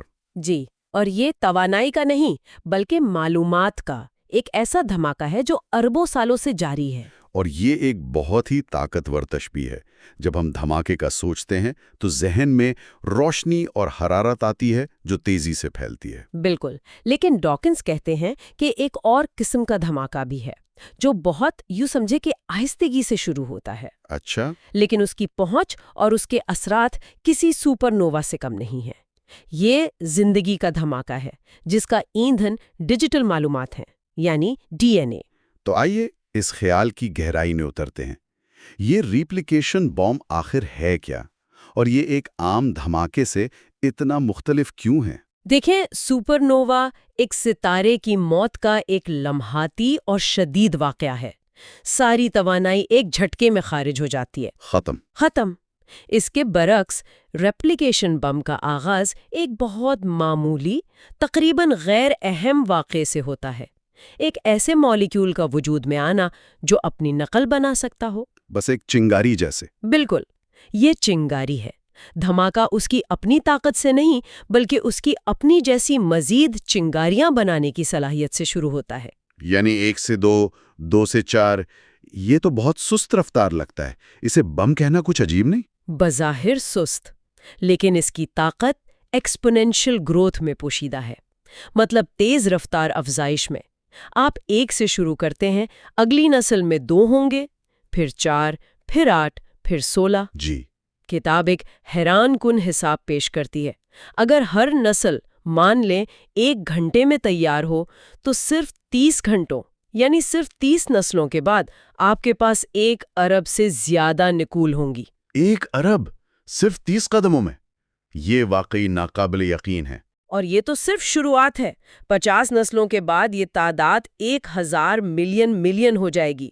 1000 ملین ملین؟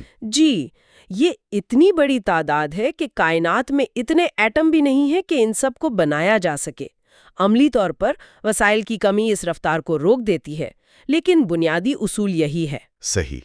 یہی وہ طاقت ہے جو ایک چھوٹے سے مالیکیول سے شروع ہو کر پورے سیارے کو زندگی سے بھر دیتی ہے۔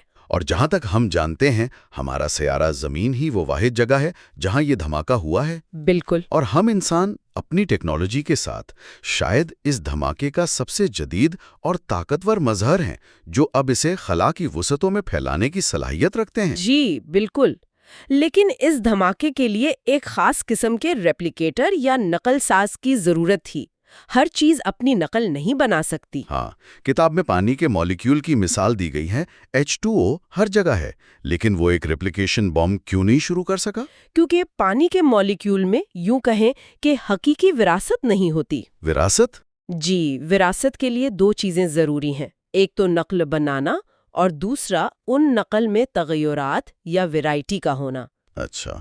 پانی کا ایک مالیکیول دوسرے پانی کے مالیکیول جیسا ہی ہوتا ہے، ان میں کوئی فرق نہیں ہوتا جس کی بنیاد پر انتخاب کیا جا سکے۔ وہاں کوئی مقابلہ نہیں، سب ایک جیسے ہیں۔ تو مقابلہ اور انتخاب کے لیے ورائٹی لازمی ہے۔ اس سلسلے میں کتاب لوئس پاسچر کے ٹارٹریٹ کرسٹلز کی ایک بہترین مثال دیتی ہے، جو ایک دوسرے کے آئینے کا عکس تھے۔ جی، یہ وراثت کی طرف ایک قدم تھا۔ یہاں 2 قسمیں تھیں، دائیں ہاتھ والی اور بائیں ہاتھ والی۔ دائیں ہاتھ والے کرسٹل محلول میں سے دائیں ہاتھ والے مالیکیولز کو چن کر اپنے جیسے مزید کرسٹل بناتے تھے۔ اور بائیں والے اپنے جیسے؟ بالکل، تو یہاں نقل اور ویرائٹی دونوں موجود تھیں۔ لیکن یہ بھی محدود تھا۔ صرف 2 آپشنز کے ساتھ آپ ایک پیچیدہ ارتقائی سفر شروع نہیں کر سکتے۔ یہ ایک ایسی زبان کی طرح ہے جس میں صرف 2 حروف ہوں۔ بالکل صحیح۔ ایک حقیقی دھماکے کے لیے لامحدود اور کھلی اقسام، مطلب انڈیفینٹ اوپن اینڈڈ ورائٹی کی ضرورت تھی۔ اور وہاں ڈی این اے آیا۔ جی، اور یہاں ڈی این اے ایک انقلابی حل لے کر آیا۔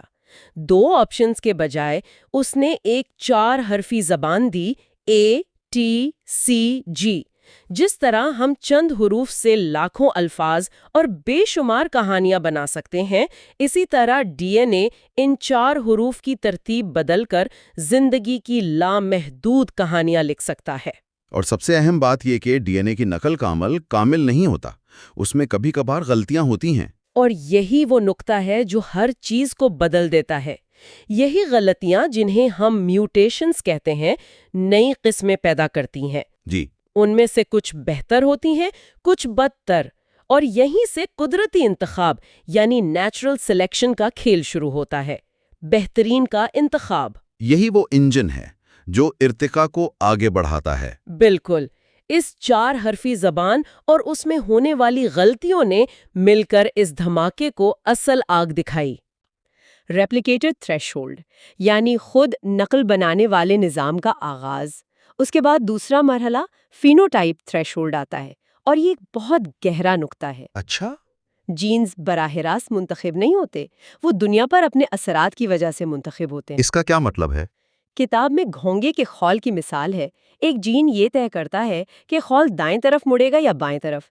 ڈی این اے خود نہیں مڑتا، لیکن اس کا نتیجہ یعنی خول مڑتا ہے۔ جی، یہ خول ہی فینوٹائپ ہے۔ اگر دائیں طرف مڑنے والا خول ماحول میں زیادہ کامیاب ہے تو اس کو بنانے والا جین اگلی نسل میں زیادہ منتقل ہوگا۔ یعنی جینز اپنے آپ کو نہیں بلکہ اپنے بنائے ہوئے ڈھانچوں کو بہتر بنانے پر منتخب ہوتے ہیں۔ یہ تو کمال کی بات ہے۔ یعنی جینز خود غرض ہیں، لیکن انہیں کامیاب ہونے کے لیے ایسے جسم بنانے پڑتے ہیں جو ماحول کے ساتھ تعاون کر سکے۔ ایک طرح کا تضاد ہے۔ بالکل، اور یہی ارتقاء کی خوبصورتی ہے۔ یہ تضاد تیسرے مرحلے ریپلیکیٹر ٹیم تھریشولڈ پر اور بھی واضح ہو جاتا ہے۔ وہ کیسے؟ یہاں جینز نے اکیلے کام کرنے کے بجائے ٹیموں میں کام کرنا سیکھا۔ وہ ایک خلیے یعنی سیل کے اندر اکٹھے ہو گئے اور مل کر کام کرنے لگے۔ اب انتخاب انفرادی جینز کا نہیں بلکہ پوری ٹیم کا ہونے لگا۔ اور پھر ان ٹیموں نے مل کر اور بھی بڑے منصوبے شروع کر دیے۔ جی، اور یہ تھا چوتھا مرحلہ، کثیر خلوی تھریشولڈ، جب خلیوں کی ٹیمیں آپس میں جڑ کر بڑے اور پیچیدہ اجسام بنانے لگیں، جیسے پودے، جانور، آنکھیں اور پتے۔ ہر خلیے میں ایک ہی جیسے جینز تھے، لیکن وہ مختلف کام کرنے کے لیے ماہر ہو گئے۔ یہ ایک بہت بڑی چھلانگ تھی جس نے زندگی کی پیچیدگی کو ایک نئی سطح پر پہنچا دیا۔ یہاں تک تو زندگی کی رفتار کیمیائی عمل پر منحصر تھی، لیکن پھر ایک بہت بڑی تبدیلی آئی۔ ہاں، پانچواں مرحلہ، تیز رفتار انفارمیشن پروسیسنگ یعنی اعصابی نظام کا ارتقاء۔ اس سے پہلے رد عمل سست اور کیمیائی تھا۔ اب برقی سگنلز کی وجہ سے رد عمل کی رفتار ہزاروں گنا تیز ہو گئی۔ بالکل، ایک شکاری یا شکار کے لیے یہ زندگی اور موت کا فرق تھا۔ زندگی اچانک بہت تیز ہو گئی۔ اور اعصابی نظام کی پیچیدگی نے ایک ایسے مرحلے کو جنم دیا جو آج بھی سائنس کے لیے ایک معمہ ہے: شعور۔ جی، چھٹا مرحلہ، شعور کا تھریشولڈ۔ کتاب بھی مانتی ہے کہ یہ ایک پراسرار چھلانگ ہے۔ ہم نہیں جانتے یہ کیسے اور کیوں ہوا، لیکن اس نے ایک اندرونی کائنات بنا دی، دنیا کا ایک ماڈل جو دماغ کے اندر چلتا ہے۔ اس سے منصوبہ بندی، تصور اور خود آگاہی ممکن ہوئی۔ اور ریپلیکیشن بم نے اب سوچنا شروع کر دیا تھا۔ ایک سوچنے والی مشین، اور پھر اس مشین نے دوسری مشینوں سے بات کرنا سیکھا۔ بالکل، ساتواں مرحلہ، زبان کا تھریشولڈ تھا۔ اس سے پہلے علم ہر فرد کے ساتھ مر جاتا تھا۔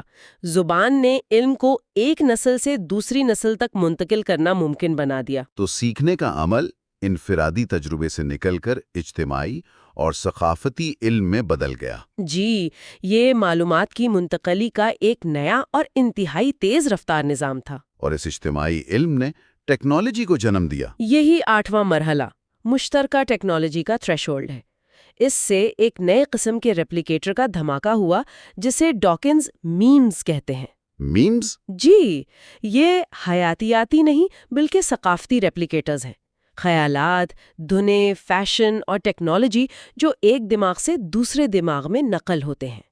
اب ارتقاء صرف جینز کا محتاج نہیں رہا، بلکہ ثقافتی ارتقاء ہزاروں گنا تیزی سے ہونے لگا۔ صحیح، اور پھر اس ثقافتی دھماکے کی آواز سیارے سے باہر نکلنا شروع ہوئی۔ نواں مرحلہ، ریڈیو تھریشولڈ۔ جی، یہ وہ مقام ہے جب زندگی کی موجودگی سیارے سے باہر روشنی کی رفتار سے سفر کرنے لگتی ہے۔ ہماری ریڈیو اور ٹی وی لہریں اب خلا میں پھیل رہی ہیں، جو کسی بھی ممکنہ تہذیب کے لیے ہمارے وجود کا ثبوت ہیں۔ اور آخری مرحلہ، جس کی ہم ابھی دہلیز پر کھڑے ہیں، 10واں مرحلہ، خلائی سفر کا تھریشولڈ، یعنی زندگی کے بیجوں یعنی ڈی این اے کو جان بوجھ کر دوسری دنیاؤں میں بونا۔ یہ وہ لمحہ ہے جب ریپلیکیشن بام ایک سیارے کی حدود توڑ کر کائنات میں پھیلنے کے لیے تیار ہوتا ہے۔ واہ! کتاب یہاں کرسٹوفر مارلو کا ایک جملہ نقل کرتی ہے: دیکھو، دیکھو، جہاں زندگی کا سیلاب آسمان میں بہہ رہا ہے۔ یہ حیرانگیز ہے کہ اس پورے عمل کو چلانے والی منطق، یعنی معلومات کا اپنی نقل بنانا، غلطیاں کرنا اور پھر بہترین کا منتخب ہونا، یہ صرف ڈی این اے تک محدود نہیں ہے۔ نہیں۔ کتاب میں ایک بہت ہی عام اور روزمرہ کی مثال دی گئی ہے جو اس اصول کو واضح کرتی ہے: چین لیٹرز۔ جی، یہ ایک بہترین مثال ہے جو اس سارے عمل سے پراسراریت کا پردہ ہٹا دیتی ہے۔ ایک چین لیٹر بھی تیزی سے اپنی نقول بناتا ہے، اس میں بھی ایکسپوننشل گروتھ ہوتی ہے۔ صحیح، لوگ اس کی کاپیاں بنا کر آگے بھیجتے ہیں۔ جی، ایک منٹ، تو آپ کہہ رہی ہیں کہ ایک چین لیٹر اور ہماری زندگی کا ارتقاء ایک ہی بنیادی اصول پر کام کرتے ہیں؟ یہ سننے میں بہت عجیب لگتا ہے۔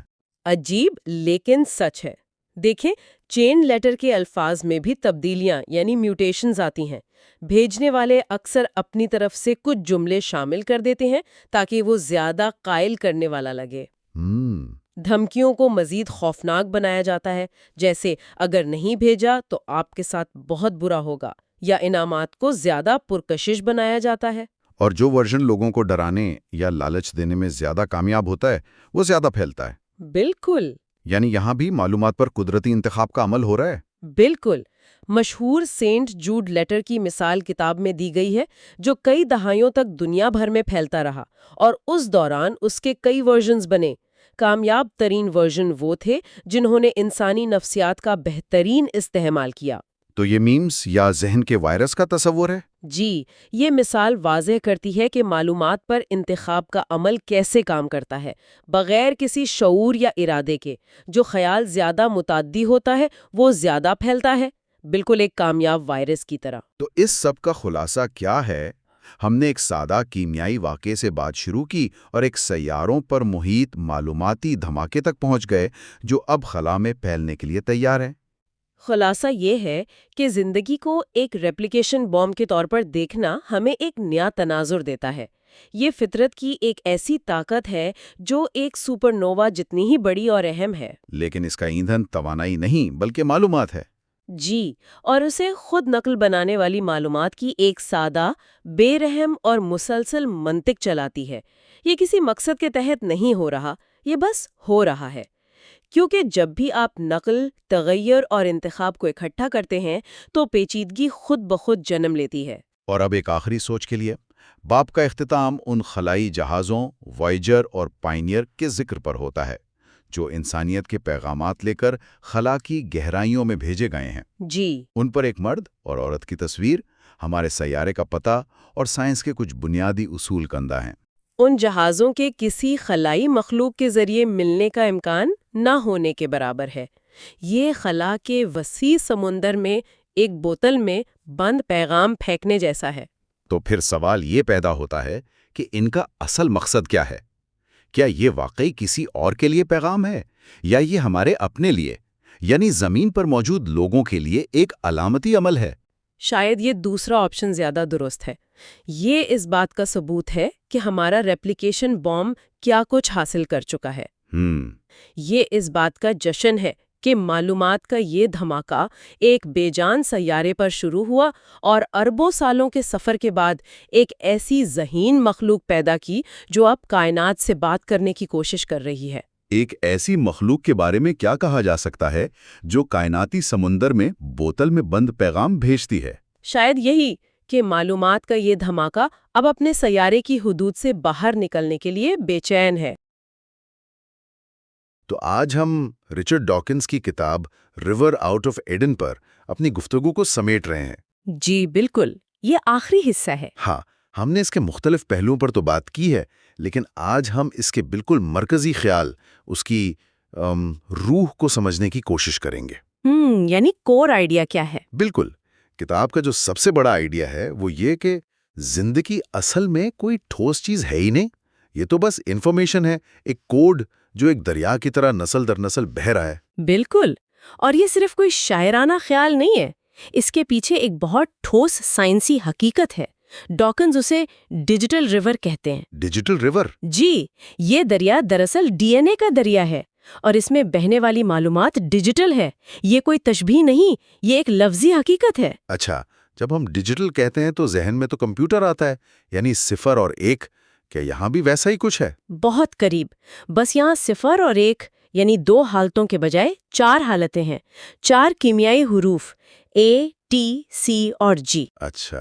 اہم بات یہ ہے کہ یہ معلومات یا تو موجود ہے یا نہیں ہے، کوئی آدھا اے یا پونا جی نہیں ہو سکتا۔ صحیح۔ جس طرح کمپیوٹر میں ایک بٹ یا تو 0 ہوتا ہے یا 1، اسی طرح ڈی این اے میں ایک پوزیشن پر یا تو اے ہوگا یا ٹی یا سی یا جی، درمیان میں کچھ نہیں۔ اور اس ڈیجیٹل ہونے کی اتنی اہمیت کیوں ہے؟ کیا فرق پڑتا اگر یہ اینالوگ ہوتا؟ ارے زمین آسمان کا فرق پڑتا۔ اسے ایسے سمجھیں جیسے ایک پرانی کیسٹ ٹیپ سے دوسری کیسٹ میں گانا کاپی کیا جائے۔ ٹھیک ہے۔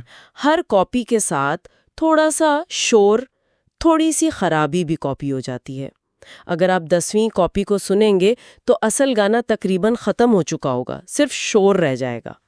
بات سمجھ میں آ رہی ہے۔ اگر زندگی کا کوڈ اینالوگ ہوتا تو چند نسلوں میں ہی اصل معلومات ختم ہو جاتی۔ اور ڈیجیٹل ہونے کی وجہ سے؟ ڈیجیٹل ہونے کی وجہ سے کاپی بالکل پرفیکٹ بنتی ہے۔ ایک نسل سے دوسری نسل میں ATCG کا کوڈ بغیر کسی خرابی کے منتقل ہوتا ہے۔ اچھا، اسی لیے لاکھوں، کروڑوں، حتیٰ کہ اربوں سال بعد بھی یہ معلومات اپنی اصل حالت برقرار رکھ سکتی ہے۔ سچ تو یہ ہے کہ ڈارون کا نظریہ ارتقاء کام ہی صرف اس لیے کر سکتا ہے کہ زندگی کی بنیاد میں یہ ڈیجیٹل کوڈ موجود ہے۔ یعنی اس کے بغیر تو ارتقاء کا کوئی امکان ہی نہیں تھا؟ بالکل نہیں تھا۔ تو یہ ڈیجیٹل کوڈ ہی وہ بنیاد ہے جس پر ارتقاء کی پوری عمارت کھڑی ہے۔ جی، لیکن یہ کوڈ وقت کے ساتھ بہتر کیسے ہوتا ہے؟ یہیں پر شاید وہ چھلنی یعنی سیو والا آئیڈیا آتا ہے جس کا ذکر کتاب میں ہے۔ بالکل۔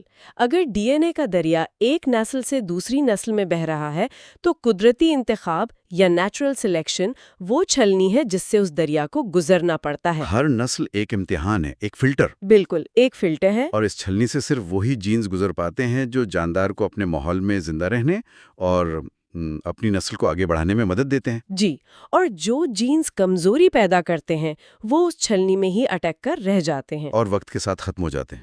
جی ہاں، اور جب آپ اس عمل کے نتیجے پر غور کرتے ہیں تو ایک ناقابل یقین حقیقت سامنے آتی ہے۔ وہ کیا؟ ہم سب یعنی ہر انسان، ہر جانور، ہر پودا جو آج زندہ ہے وہ کامیاب آباء و اجداد کی ایک ایسی لڑی کا حصہ ہے جو تقریباً 4 ارب سال میں ایک بار بھی نہیں ٹوٹی۔ ایک منٹ، اس پر ذرا رکتے ہیں۔ یہ سوچنا ہی ناقابل یقین ہے۔ یعنی میرے، آپ کے اور ہر جاندار کے DNA میں اربوں سال کی کامیابی کی تاریخ لکھی ہوئی ہے۔ بالکل لکھی ہوئی ہے۔ ہمارے کسی بھی جید نے بچپن میں مرنے یا ساتھی تلاش کرنے میں ناکام ہونے یا اولاد پیدا کرنے سے پہلے شکار ہو جانے کی غلطی نہیں کی۔ یہ صرف ایک تھیوری نہیں، یہ تو ایک ذاتی جینیٹک سوانح عمری ہے جو ہم سب اپنے اندر لیے پھرتے ہیں۔ بالکل یہی بات ہے۔ ہمارے جینز میں زندہ رہنے کی صلاحیت کا ایک بے مثال ریکارڈ موجود ہے، اور یہی ڈیجیٹل دریا، یہ جینز کی لڑی ہمیں ہمارے مشترکہ آغاز تک لے جاتی ہے۔ اچھا، کتاب میں اس حوالے سے مائٹوکونڈریل ایو کا بہت دلچسپ ذکر ہے۔ ہاں، یہ نظریہ کافی مشہور ہوا تھا۔ کچھ لوگ اسے آدم اور حوا کی کہانی کا سائنسی ورژن سمجھتے ہیں۔ کیا ایسا ہے؟ نہیں، بالکل نہیں، اور یہی سب سے بڑی غلط فہمی ہے۔ اچھا، یہ نظریہ مائٹوکونڈریل DNA پر مبنی ہے۔ یہ ہمارے خلیوں میں پایا جانے والا ایک خاص قسم کا DNA ہے، اور یہ صرف ماں سے بچوں میں منتقل ہوتا ہے، باپ سے نہیں۔ صرف ماں سے؟ جی، تو سائنسدانوں نے دنیا بھر کے انسانوں کے مائٹوکونڈریل DNA کا مطالعہ کیا، اور جب وہ اس کی لڑی کو ماضی میں پیچھے لے کر گئے تو وہ سب ایک ہی عورت پر جا کر مل گئیں، ایک مشترکہ پردادی، جو تقریباً 1.5 سے 2.5 لاکھ سال پہلے افریقہ میں رہتی تھی۔ بالکل۔ تو کیا اس کا مطلب یہ ہے کہ اس وقت وہ دنیا کی واحد عورت تھی؟ ہرگز نہیں، اس کے ساتھ ہزاروں دوسری عورتیں بھی موجود تھیں اور ان سب کی اولاد بھی تھی، لیکن فرق یہ ہے، اسے ایسے سمجھیں جیسے ایک بہت بڑے خاندان میں بہت سے لوگوں کے نام ہوں۔ وقت کے ساتھ کچھ خاندانوں میں صرف بیٹے ہوتے ہیں تو ان کا خاندانی نام تو آگے چلتا ہے، لیکن ان کی والدہ کا ماں سے بیٹی والا سلسلہ وہاں ختم ہو جاتا ہے۔ صحیح۔ مائٹوکونڈریل ایو وہ خوش قسمت خاتون تھیں جن کی ماں سے بیٹی والی لائن آج تک کبھی ٹوٹی ہی نہیں، جبکہ باقی تمام خواتین کی یہ مخصوص لائن کہیں نہ کہیں راستے میں ٹوٹ گئی۔ تو یہ سائنسی کہانی ہمیں بتاتی ہے کہ ہم سب ایک دوسرے کے کتنے قریبی رشتہ دار ہیں۔ بالکل۔ ٹھیک ہے، یہ بہت واضح ہو گیا، لیکن اگر زندگی کا مقصد صرف جینز کا آگے بڑھنا ہے تو پھر فطرت میں اتنی پیچیدگی، خوبصورتی اور بعض اوقات اتنی شدید بے رحمی کیوں نظر آتی ہے؟ ایک بہت اہم سوال ہے۔ کتاب میں اس کے لیے ایک بڑا دلچسپ آئیڈیا ہے، گاڈز یوٹیلیٹی فنکشن۔ یعنی اگر فطرت کوئی پروگرامر ہے تو اس نے کوڈ کس چیز کو میکسیمائز کرنے کے لیے لکھا ہے؟ اور اس کا جواب اکثر لوگوں کے لیے حیران کن ہوتا ہے۔ اچھا، بقا۔ صرف DNA کی بقا؟ لیکن ہم تو فطرت میں خوبصورتی دیکھتے ہیں، جیسے مور کے پنکھ۔ کیا یہ اس آئیڈیا کے خلاف نہیں جاتا؟ یہ تو سراسر غیر ضروری اور بقا کے لیے ایک بوجھ لگتا ہے۔ بالکل نہیں، بلکہ یہ اس کی سب سے بڑی مثال ہے۔ وہ پنکھ مور کے لیے واقعی ایک بوجھ ہیں۔ تو پھر کیوں؟ وہ اسے بھاری بناتے ہیں، اڑنے میں مشکل پیدا کرتے ہیں، اور اسے شکاریوں کا آسان نشانہ بناتے ہیں۔ لیکن چونکہ وہ پنکھ مورنیوں کو متوجہ کرتے ہیں، وہ ڈی این اے کی بقا کے اس یوٹیلیٹی فنکشن کو پورا کرتے ہیں۔ خوبصورتی یہاں مقصد نہیں، صرف ایک ضمنی پیداوار ہے، ایک بائی پروڈکٹ۔ دل کے درخت ایک دوسرے سے اونچا ہونے کی دوڑ میں بے تحاشا توانائی ضائع کرتے ہیں، صرف اس لیے کہ وہ سورج کی روشنی حاصل کر سکیں۔ اگر وہ سب مل کر چھوٹے رہنے پر اتفاق کر لیتے تو سب کا بھلا ہوتا، لیکن جینز کی سطح پر یہ مقابلہ جاری رہتا ہے۔ کیونکہ ہر جین صرف اپنی بقا چاہتا ہے۔ بالکل۔ اور اسی اصول کا ایک تاریک پہلو بھی ہے، فطرت کی بے رحمی۔ جی، اسی اصول کے تحت فطرت میں بے پناہ تکلیف بھی نظر آتی ہے۔ چیتا جب ہرن کا شکار کرتا ہے تو جینز کو اس سے کوئی غرض نہیں کہ ہرن کو کتنی تکلیف ہوتی ہے۔ گزیل کی تکلیف گزیل کے جینز کی بقا کے لیے بری ہے، لیکن چیتے کے جینز کی بقا کے لیے اچھی ہے۔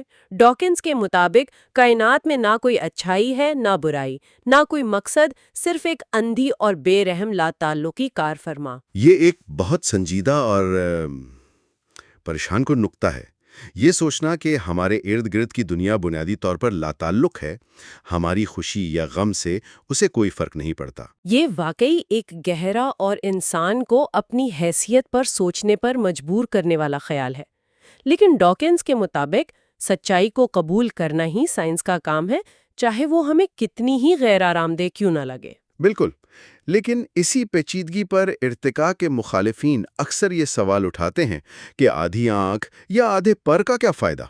ایک پیچیدہ عضو جیسے آنکھ کو تو مکمل طور پر ہی کام کرنا چاہیے۔ یہ ایک بہت عام اعتراض ہے۔ جی، اور ڈاکنز اس دلیل کو ذاتی ناقابل یقینیت کی دلیل کہتے ہیں۔ Argument from personal incredulity. جی، یعنی چونکہ میں تصور نہیں کر سکتا کہ یہ کیسے ہوا ہوگا، اس لیے یہ نہیں ہوا ہوگا۔ یہ سائنس نہیں، یہ تو ذاتی تخیل کی کمی ہے۔ تو پھر اس کا سائنسی جواب کیا ہے؟ آدھی آنکھ کا کیا مطلب ہے؟ جواب یہ ہے کہ ارتقاء بتدریج ہوتا ہے، اور ہر قدم پر تھوڑا سا فائدہ بھی نہ ہونے سے بہت بہتر ہے۔ آدھی آنکھ کا مطلب 50% بصارت نہیں، بلکہ ایک ایسی آنکھ جو آج کی آنکھ سے 50% کم پیچیدہ ہو۔ اچھا، روشنی محسوس کرنے والے چند خلیے بھی مکمل طور پر اندھے ہونے سے لاکھوں گنا بہتر ہیں۔ وہ آپ کو دن اور رات کا فرق بتا سکتے ہیں، یا کسی شکاری کے سائے سے بچا سکتے ہیں۔ اور پھر ان خلیوں میں تھوڑی سی بھی بہتری اگلا قدم بن جاتی ہے۔ بالکل، اگر وہ خلیے ایک چپٹی سطح کے بجائے ایک پیالے کی شکل میں ہوں تو اس سے آپ کو روشنی کی سمت کا تھوڑا بہت اندازہ ہو سکتا ہے۔ یہ ایک بہت بڑا فائدہ ہے۔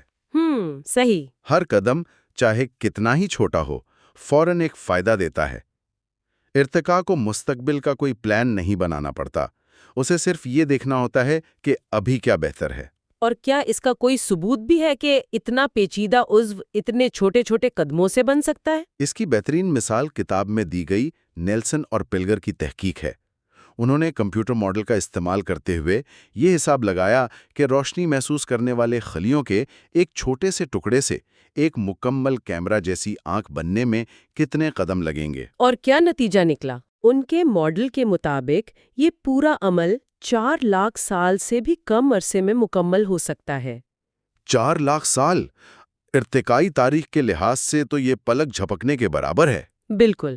تو یہ تمام ٹکڑے، ڈیجیٹل کوڈ، قدرتی انتخاب کی چھلنی اور یہ بتدریج بہتری، یہ سب مل کر کتاب کے آخری اور سب سے بڑے خیال کی طرف لے جاتے ہیں۔ زندگی ایک ریپلیکیشن بامب کی طرح ہے۔ Replication bomb? یہ سننے میں بہت ڈرامائی لگتا ہے، یہ کیا ہے؟ یہ ایک زبردست استعارہ ہے۔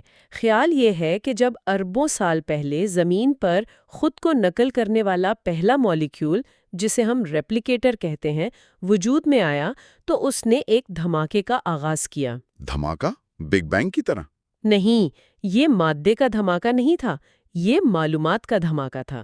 یہ ڈیجیٹل معلومات کا ایک ایسا بم تھا جو پھٹا اور آج تک پھیل رہا ہے۔ اور اس دھماکے نے وقت کے ساتھ ساتھ مختلف مراحل یا دہلیزیں پار کی ہیں۔ جی ہاں، ڈاکنز انہیں ارتقاء کی تاریخ کے بڑے سنگ میل کہتے ہیں۔ پہلا مرحلہ تو خود اس ریپلیکیٹر کا بننا تھا، یہ اس دھماکے کا آغاز تھا، وہ پہلی چنگاری۔ ٹھیک ہے۔ پھر دوسرا بڑا مرحلہ فینوٹائپ کا آیا۔ یہ وہ وقت تھا جب جینز نے اپنے ارد گرد جسم بنانا شروع کیے، یعنی خلیے، پودے اور جانور۔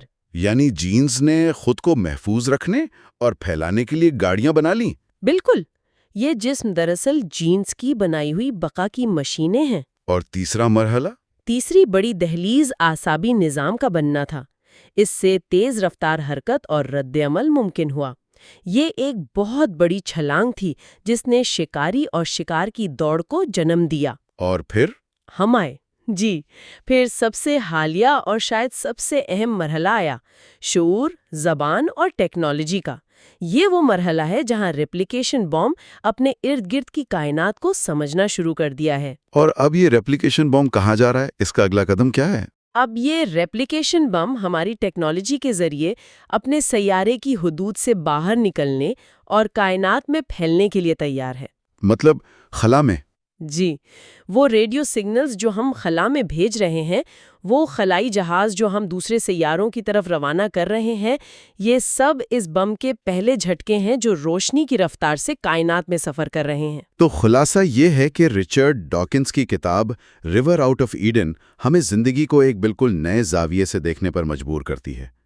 یہ ٹھوس جسموں کی کہانی نہیں، بلکہ ڈیجیٹل معلومات کے ایک دریا کی کہانی ہے، جو قدرتی انتخاب کی بے رحم چھلنی سے گزرتا ہے، اور اس کا واحد مقصد اپنی بقا کو یقینی بنانا ہے۔ اور یہ ایک سادہ سا اصول ہے جس نے زمین پر زندگی کے اس عظیم دھماکے کو جنم دیا ہے۔ بالکل، اور یہ ہمیں ایک حتمی گہری سوچ کی طرف لے جاتا ہے۔ کتاب میں وائجر خلائی جہاز کا ذکر ہے جس پر ایک سنہری تختی رکھی گئی ہے۔ ہاں، جس پر ایک مرد اور عورت کی تصویر بنی ہے اور کائنات میں زمین کا پتہ درج ہے۔ جی، ڈاکنز اس سے مذہبی داستانوں کے مقابلے میں انسانیت کا ایک بہتر اور سچا عہد نامہ قرار دیتے ہیں۔ ایک پیغام جو ستاروں کے خاموش سمندر میں بھیجا گیا ہے۔ جی، تو آخری اور سب سے بڑا سوال یہ بنتا ہے، اگر ہمارا یہ ریپلیکیشن بم کائنات میں کسی اور ذہین مخلوق تک پہنچتا ہے تو اس کا اصل پیغام کیا ہوگا؟ اچھا سوال ہے۔ کیا یہ صرف ہمارے ڈی این اے کا وہ قدیم کوڈ ہوگا جو اربوں سال سے صرف اپنی نقل بناتا آ رہا ہے، یا وہ شعور، وہ خیالات، وہ فن، میوزک اور ثقافت بھی اس کا حصہ ہوں گے جو اسی ڈی این اے سے پیدا ہوئے؟ اس عظیم دھماکے کی اصل میراث کیا ہے؟ جینز یا وہ خیالات جو ان جینز نے پیدا کیے؟